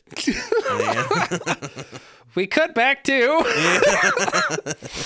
we cut back to Michi's apartment where Junko is just getting worse. Yeah. And she is wrapped in a blanket, not eating shit, not feeling so good. Not even keeping shit in her mouth. It's Nope. just like, I can't. The last thing she says is, it'll be okay. And then Michi takes a little nap. And this is where I really see the reoccurring gag happening in this movie. And I hesitate calling it a gag, but this is when just about everybody who's about to die is like, I'm going to go conveniently off camera for a little bit. I'll Yep. be right back. Hold on 1 second. Gone. Yep. Yeah. So Michi wakes up from her nap and she sees Junko just kind of staring off in the distance. She's like, "Are you feeling all right? Is everything good? How is things going?" They chit chat for a little bit, and then Junko just kind of dissolves to pieces. Just shatters like ash. Mm-hmm. It was crazy. It was like ash tissue paper just falling everywhere. And then, of course, that's when giant wind gusts come up. And so it's just everywhere. Everywhere. And she's just frantically trying to catch the pieces. And, like, to me, that was fucking That was gut-wrenching. 'cause it's heartbreaking like, to watch. yeah, it's like, what do you think the pieces are going to do, dude? Like, it's just... Eat them, and then she comes back. Yeah. Have myself a little Bono baby. Shout out to South Park. But yeah, that feel of just like having these people already be so lonely, so out of it, having one person, our lead, like just trying to make something happen of it. And yeah, just the way that she was reaching around for the ashes just really got to me. I was yeah. That was definitely like the emotional height, I feel like, of this movie. Yeah. Of profound, you really feel the profound loneliness because at this point Michi is alone. All of her friends are gone now. Yeah. Her bosses died off camera. Her two coworkers died basically in front of her. Yeah. This is all that she's just all by herself. Nowhere to go, no flower shop, no internet cafe. No internet cafe, nothing. No. There is an arcade that she could go to. There is. But It looked like a fun arcade. it looks like a very fun arcade. I bet it's closed by now. Yeah. But it's actually our other main character that goes there, and he gets visited by a fun little apparition. Yeah. Was that the same ghost, the same lady ghost from before? Probably. Just making the rounds? I kind of thought it was. At this point, it seems like everybody in the city is just offing themselves one by one. Right. So it could be any ghost, really. Yeah.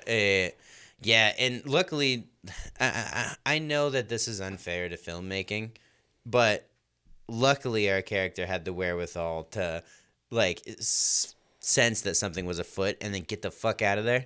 That's all you need to do sometimes for me to just, like, thank God. Like, Runs immediately into the arms of Haru. They start hanging out, and they're like, "Let's just be together, please." Yeah, we're the only two living people, it seems. It seems like, Yeah. because I mean, you want to talk about like loneliness being the theme. Now everywhere they go, everything is just empty. Haru is crazy. hanging on by a thread. She is not in a good place. No. They're waiting for a subway to show up, and she is just kind of like, "This is cool, I guess, but wouldn't it be better if we were both dead?" Ha ha. Yeah. I'm just only JK Yeah, for real. Like, They get onto a subway. This is one of my favorite sequences in the movie. The subway is empty. Both of them are just kind of like, the fuck's going on here? Like, come on, where is everybody? At one point, Kawashima is just like, all right, even if it is just us, that's not so bad, because at least we have each other and we'll never be alone. And they even kind of cuddle a little bit. It's cute, right? look at that. Look at that. Yeah. The train comes to a stop, and Kawashima gets up, and he's like, I'm going to go check on the conductor. Just wait for me, okay? She's like, yeah, bet. No, totally. Yeah. He turns her back on her for like 1 second, and she just bolts Just gone. off the train. Into Goodbye. a town that we don't know where it is. Where is, or if he Like, even has a name or anything. And like, I gotta give it up too, because the performances here at this point are so good. I mean, you really feel like the actress that's playing Haru is just losing it. Yeah, I everything at this point is top tier. There isn't one little slip through the cracks. Like I said, like actually running from the arcade to just like the acting that goes in. And I really like that our cool guy with the cool hair is like playing.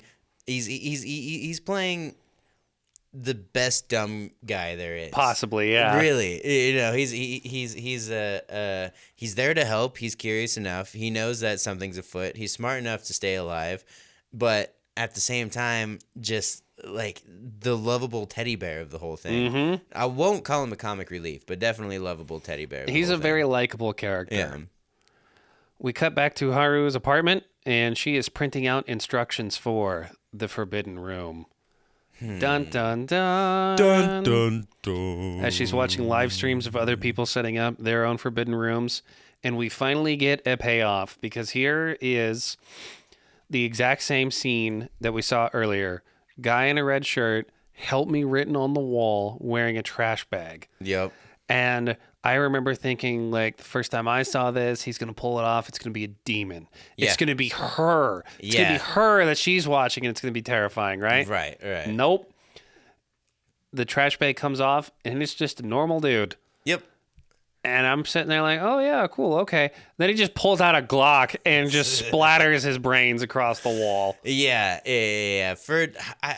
I was so surprised. I was number one at the fact that it was just a normal looking face, and then just to pull that off. So I mean, it's like first of all, how are you gonna let me help you? You left me nothing. I couldn't say anything. You obviously had like use of all your limbs. We ask a question or something, you know? Sign I don't language. know you. Yeah. Yeah. Like, is it a different dialect? I don't know. I don't. So, in what is my favorite reveal of the film, as she's clicking through these live streams, she sees herself Oh yeah. and then turns around to look into the camera, but there's nothing there. Yeah. And that's when I had to put two and two together of that face in the first scene reflecting off the monitor, the ghost. That's the camera that's spying on all these people. Oh. And she figures this out because she's looking at the camera. It's Yeah. invisible to us watching it in the real world. Uh-huh. But she just hugs the ghost and goes, I'm not alone. Yeah, that was the craziest thing when she went for the hug and it was still nothing there. Yep. Like, I honestly, I didn't pick that up myself. So, Haru's boyfriend, not really, but you know, Boyfriend enough when there's 3 people left in Tokyo. just starts pounding on her door. Let me in, please. We could be together. You don't have to be alone. Whatever Yeah. you're going through, we can go through, baby. I got you. I got Yeah. this. Just being These- such a beta cuck. These like, you hoes know? ain't loyal. I Yeah. am. I ain't a hoe. I am a husband. Yeah. All right, even if I was a hoe plus me equals home. Well, I guess it works the other way around. It's got to be a hoe. Me They plus have a to be the hoe, hoe. not the me. Right. No, that was shocking. Number one. I mean, again, there isn't anyone left in Tokyo. Yep. But at the same time, he's still like, this girl sprinted away from him, wanting nothing to do with him whatsoever, just going through her own thing, and he still is just like, not only am I gonna find you, but like we're definitely getting married. Oh yeah. We have to live together now. Which I like crazy bitches too, but like a little more like pop punk angst instead of like whole existential dread, dude. Come on. You got to connect those dots with some power chords. Well, Like, you know, when you actually care about a person, you're willing to go through it with them. yeah. Especially if you just met them a few days ago and they taught you how to use a computer. So he straight up breaks in Yeah. and tries to find her. Her apartment is empty. And then in another just very haunting portion, we see a TV on a table playing the news, and it's just person after person missing. Yeah. And this goes on for what feels like forever, but we know what's going on. Those people are not around anymore. They are black suit against a wall somewhere. Yeah. Yeah. Just very, very casually. They're not missing. They're also not here. So he leaves the apartment, he just walks through the streets, and it's so eerie as to how empty the roads are and creepy because this is Yeah. supposed to be a lively city filled with people, and it's just nothing. Just nothing. I really want to know when they started filming. And they probably had to film on overcast days because they had to film at like the earliest points ever, you know? Probably. Just because no one was there, you know, blocking off anything. It was crazy how empty the entire movie felt too. Mm-hmm. Like they really had to do crazy location scouting for emptiness. And it adds to the loneliness. Yeah. Not just in my heart, but of this film. But of everything. It's here, though, is where he meets Michi. And now our two plot lines have just combined. Yeah. And it's pretty cool. But I was not expecting the apocalypse storyline whatsoever. This ending came out of nowhere for me. Like, personally, when they started showing all the, like, I noticed that it was empty for a while, but it wasn't until that scene when they started putting all the missing people up on the news where it really dawned on me, like, oh, I guess it is nothing, huh? Mm-hmm. Like, it isn't just like they don't have any money to pay extras. There's just nothing.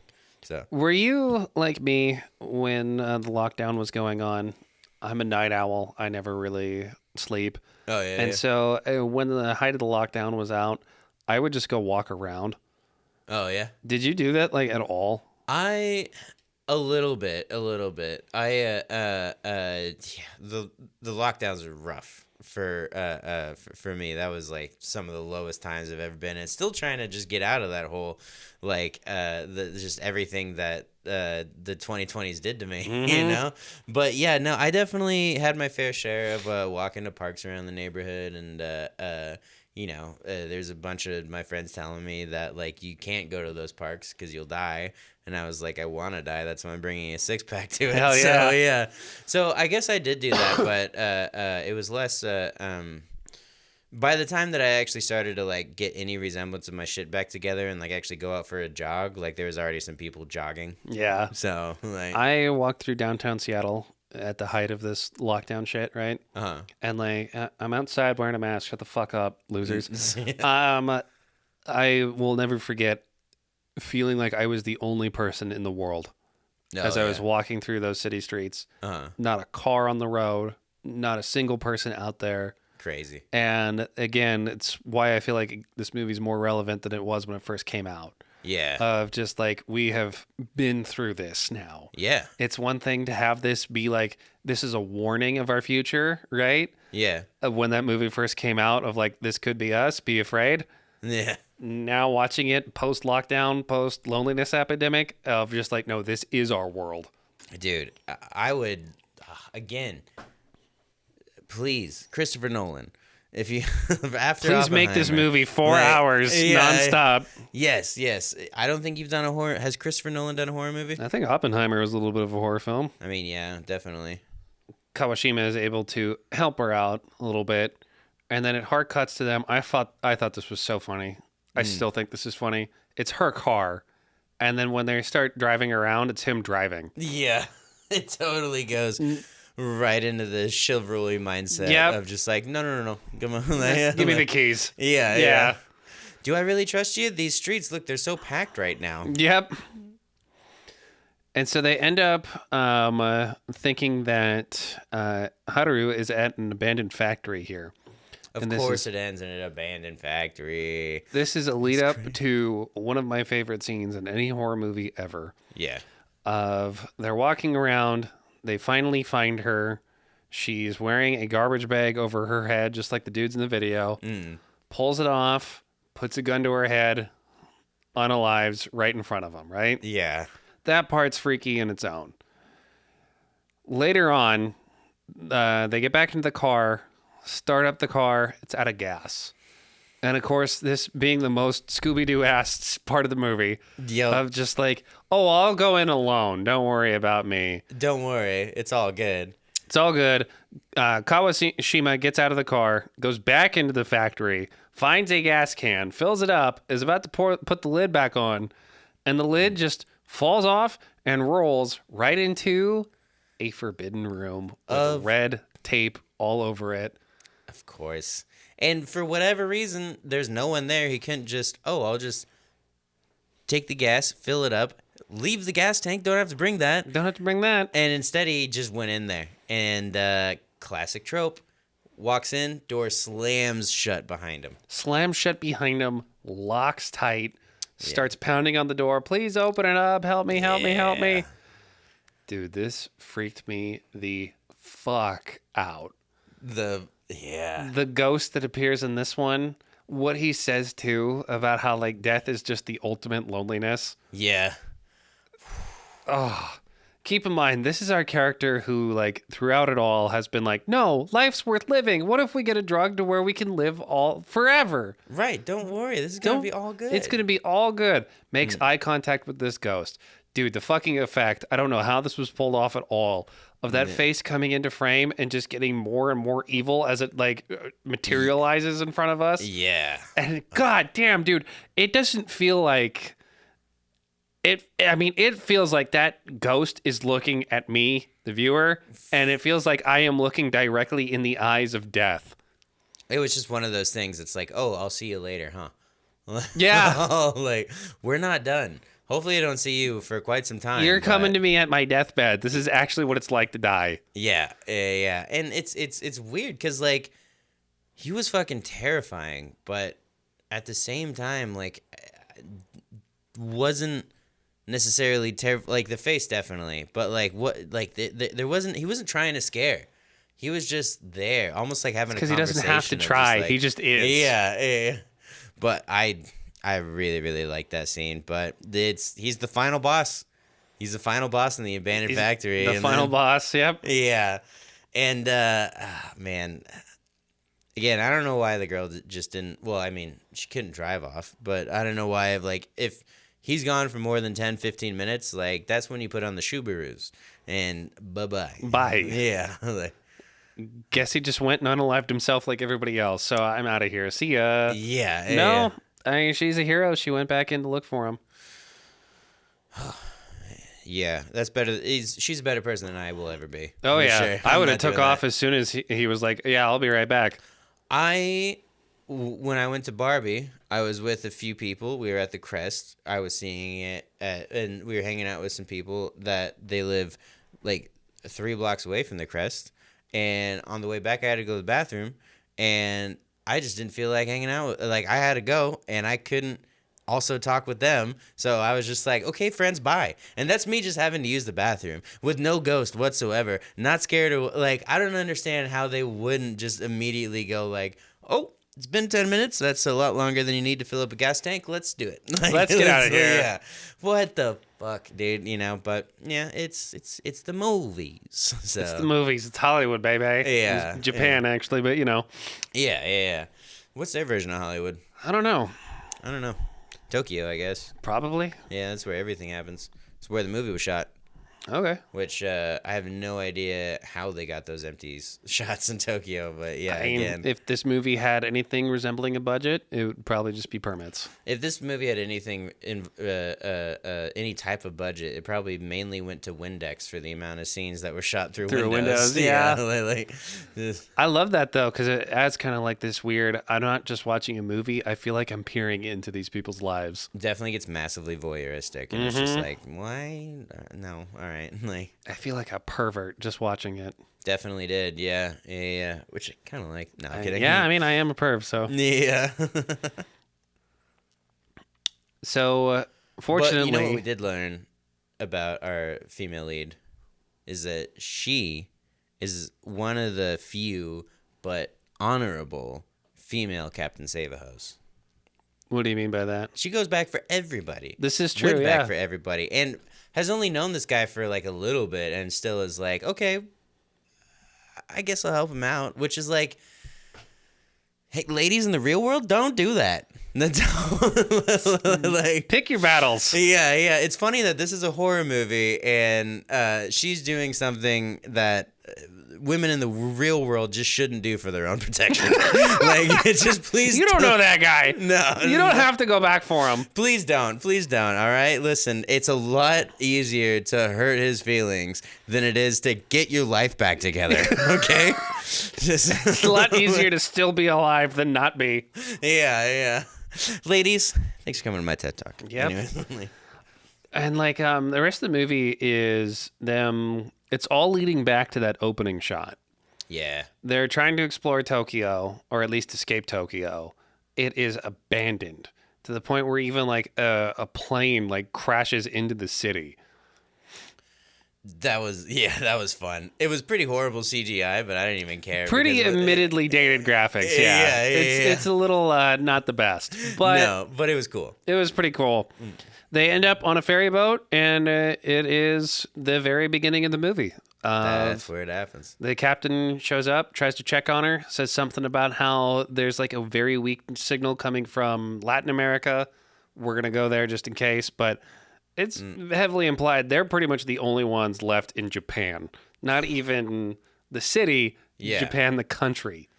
Oh my goodness gracious. And shooting down to South America for anything, I don't know. I honeymooned in Mexico, and learning about some of those Mayan religions was gnarly. I don't know if you want their ghosts too. Their ghosts are gonna be Even worse. Yeah. They got like blow darts and shit. But the just random fact, because like I said earlier, trying to make sure that this was the right movie, even though it said 2004 when it should have been 2001, and then blah blah blah blah. The trailer for the movie was the boat scene, Oh, really? and they didn't like share any other point really. Like they went a little into like heavily digital distorted computer graphic kind of going haywire, but nothing. The movie went in a completely different direction than when I was just fact checking the trailer for. I was like, oh, a lot of this movie's gonna be on a boat. That's weird. There's gonna be ghosts on the boat. Yeah, Ghosts And on a Boat. That's what the movie's called. No, but it is a beautiful motif throughout the whole thing. It is. So they get onto the boat, and Michi goes back into her little chamber where she's sharing it with Kawashima.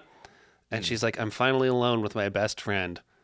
And then it cuts to him just being a black mark against the wall. Just gone. Gone. Just gone again. Which, did you think that she meant the best friend as in him? Or do you think that she meant the best friend as in, like, this other guy on the ship that, like, seemed to have his shit together?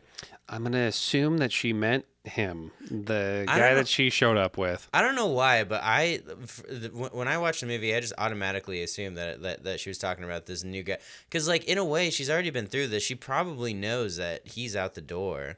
So I wonder if she's like, okay, well, this guy isn't, like, manically depressed and can actually operate a sailboat. So I wonder if she already knew and was just like, this is going to be my guy. I don't have to be Captain Save-A-Ho anymore. Like, I finally found someone with a boat, and we can go on the sea. But, you know, that's just my interpretation of it. Like, Okay. but That's your interpretation. It can't be wrong. I will disagree, Yeah. however. I'm pretty sure she meant yeah, the yeah, dude yeah. that she went on there with. Which makes sense.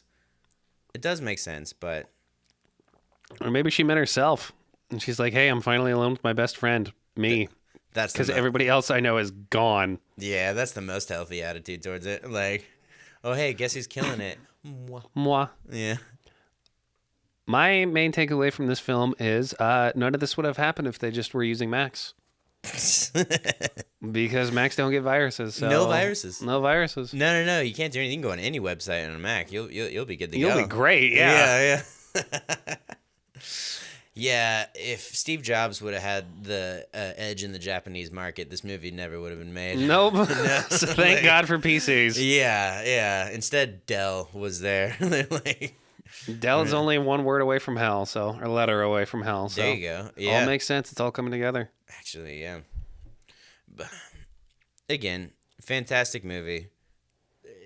It stuck with me. I mean, like I just even talking about it and like bringing it up again too. I just like it almost puts me back in that like dark liminal space that like the movie like forces you to be inside, and then we just like I don't know, because there is just like a sense of dread you have with the movie, which is shitty, of course, but isn't it?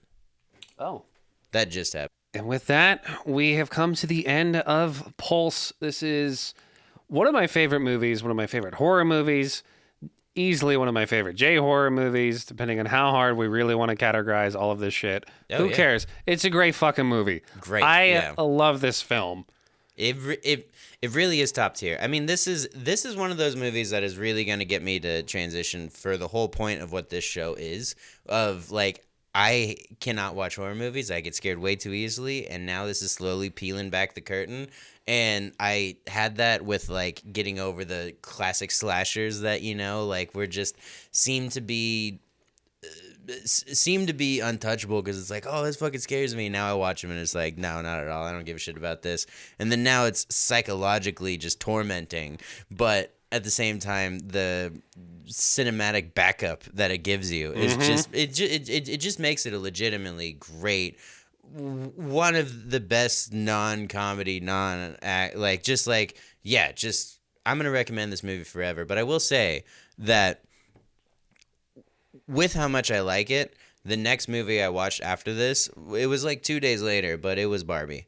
And I needed Barbie in my life after I watched this. And I'm not saying that everyone will, but I mean, this does so good as a movie to really stand by and fuck you up that I immediately needed to go chill. And like when I watched Barbie, it was almost like a breath of fresh air again, like getting me out of that like cold grasp that this movie put me in for a couple days of just like, whoa, okay, yeah. And then I'm like, oh, Maybe life's worth living after all. yeah. I mean, it's about patriarchy and horses, man. I love it. And then you got out of your chair, right? And turned around and saw like a little thing of black soot where you were sitting and you're like, fuck, I'm already dead. Yeah. And then I'm left alone forever in the Crest Theater. Which, Yeah. not a bad place to be dead forever because it is a movie theater, but It's pretty good. it isn't one of those cool movie theaters with like all the Reclining food seats and all the and- not very comfortable seats, but I would pretty much just eat candy popcorn. They do have beer though. If I'm already dead, then like I mean, every movie theater has beer if you have pockets. that's true. Yeah, that's true. Or a wife with a purse. Hell yeah. Yeah. But yeah, I don't know what kind of rating system to give to this movie other than it's going to stick with me forever. It's definitely going to be the most recommended horror adjacent, horror type, just that genre of movie ever. If someone is asking for like, oh, what did you like? It's going to be like, well, John Carpenter's Halloween is perfect, but also have you seen Pulse?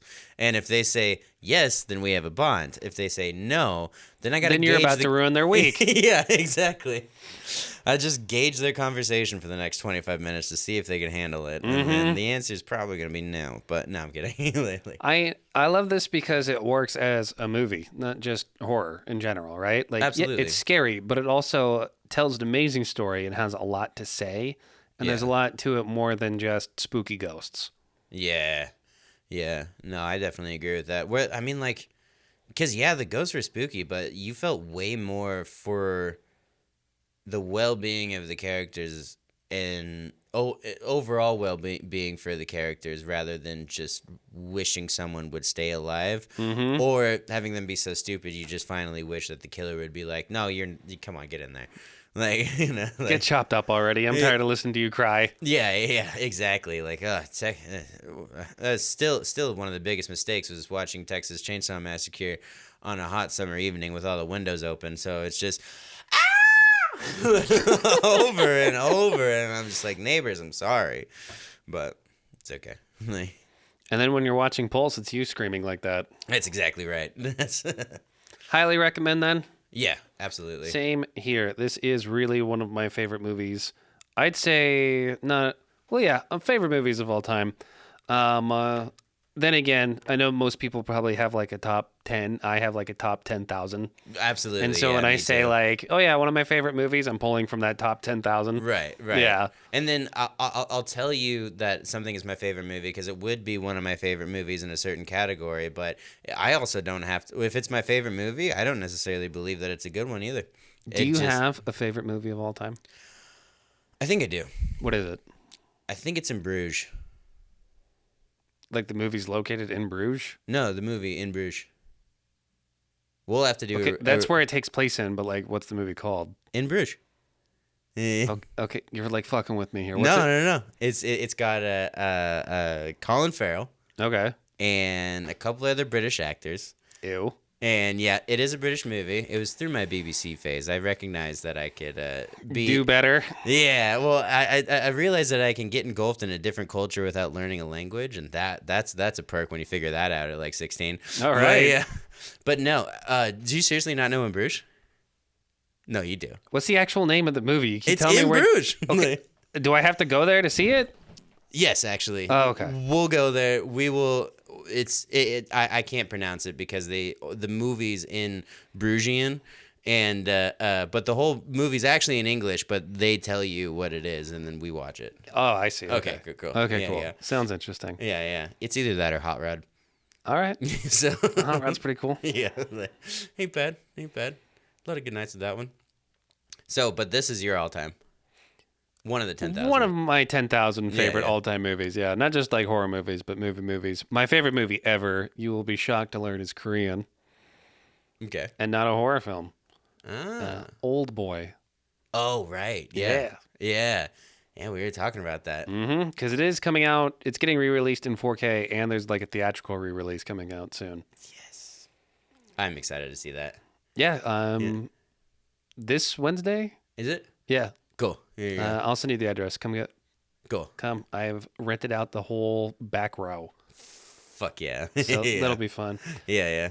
Well, this movie dealt with some pretty heavy themes and topics.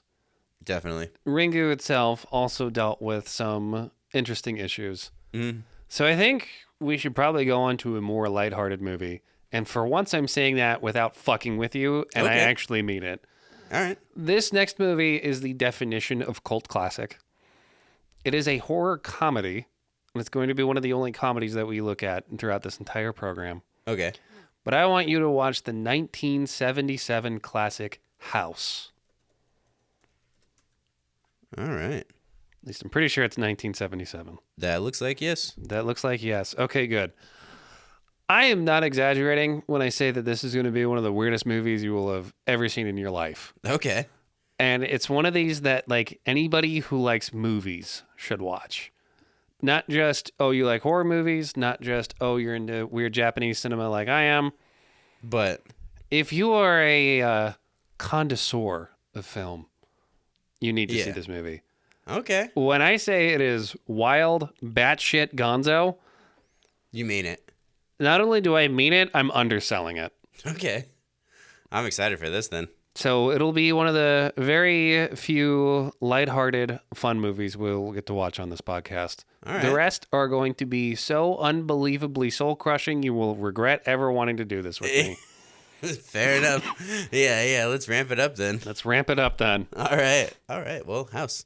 We'll see you next week, viewers. We will see you next week. Until we meet again, take care and stay spooky. Thanks again for watching. Be sure to drop a like and leave the comment below. If you're watching this on Apple Podcasts or Spotify, make sure to leave a comment, as that will help us. I'm trying to say all of this in one breath, and I'm really fucking struggling. Oh! And if you're into music at all, check out my YouTube channel, Jimmy Narin, where I'll be posting both songs and gear reviews and other music-related content. Send me a link to that, so that way I will put it in the link below. I also have finally launched a YouTube channel, and you will see my very first video essay on the topic of cosmic horror at #spooky on YouTube. Absolutely. Any last words? Not yet. All right, cool. Well, stay right there. I will be right back. I'm going to go ahead and get ready for our next lesson plan, all right? Cool. Sounds good. Great work today. Yeah, you too. You too.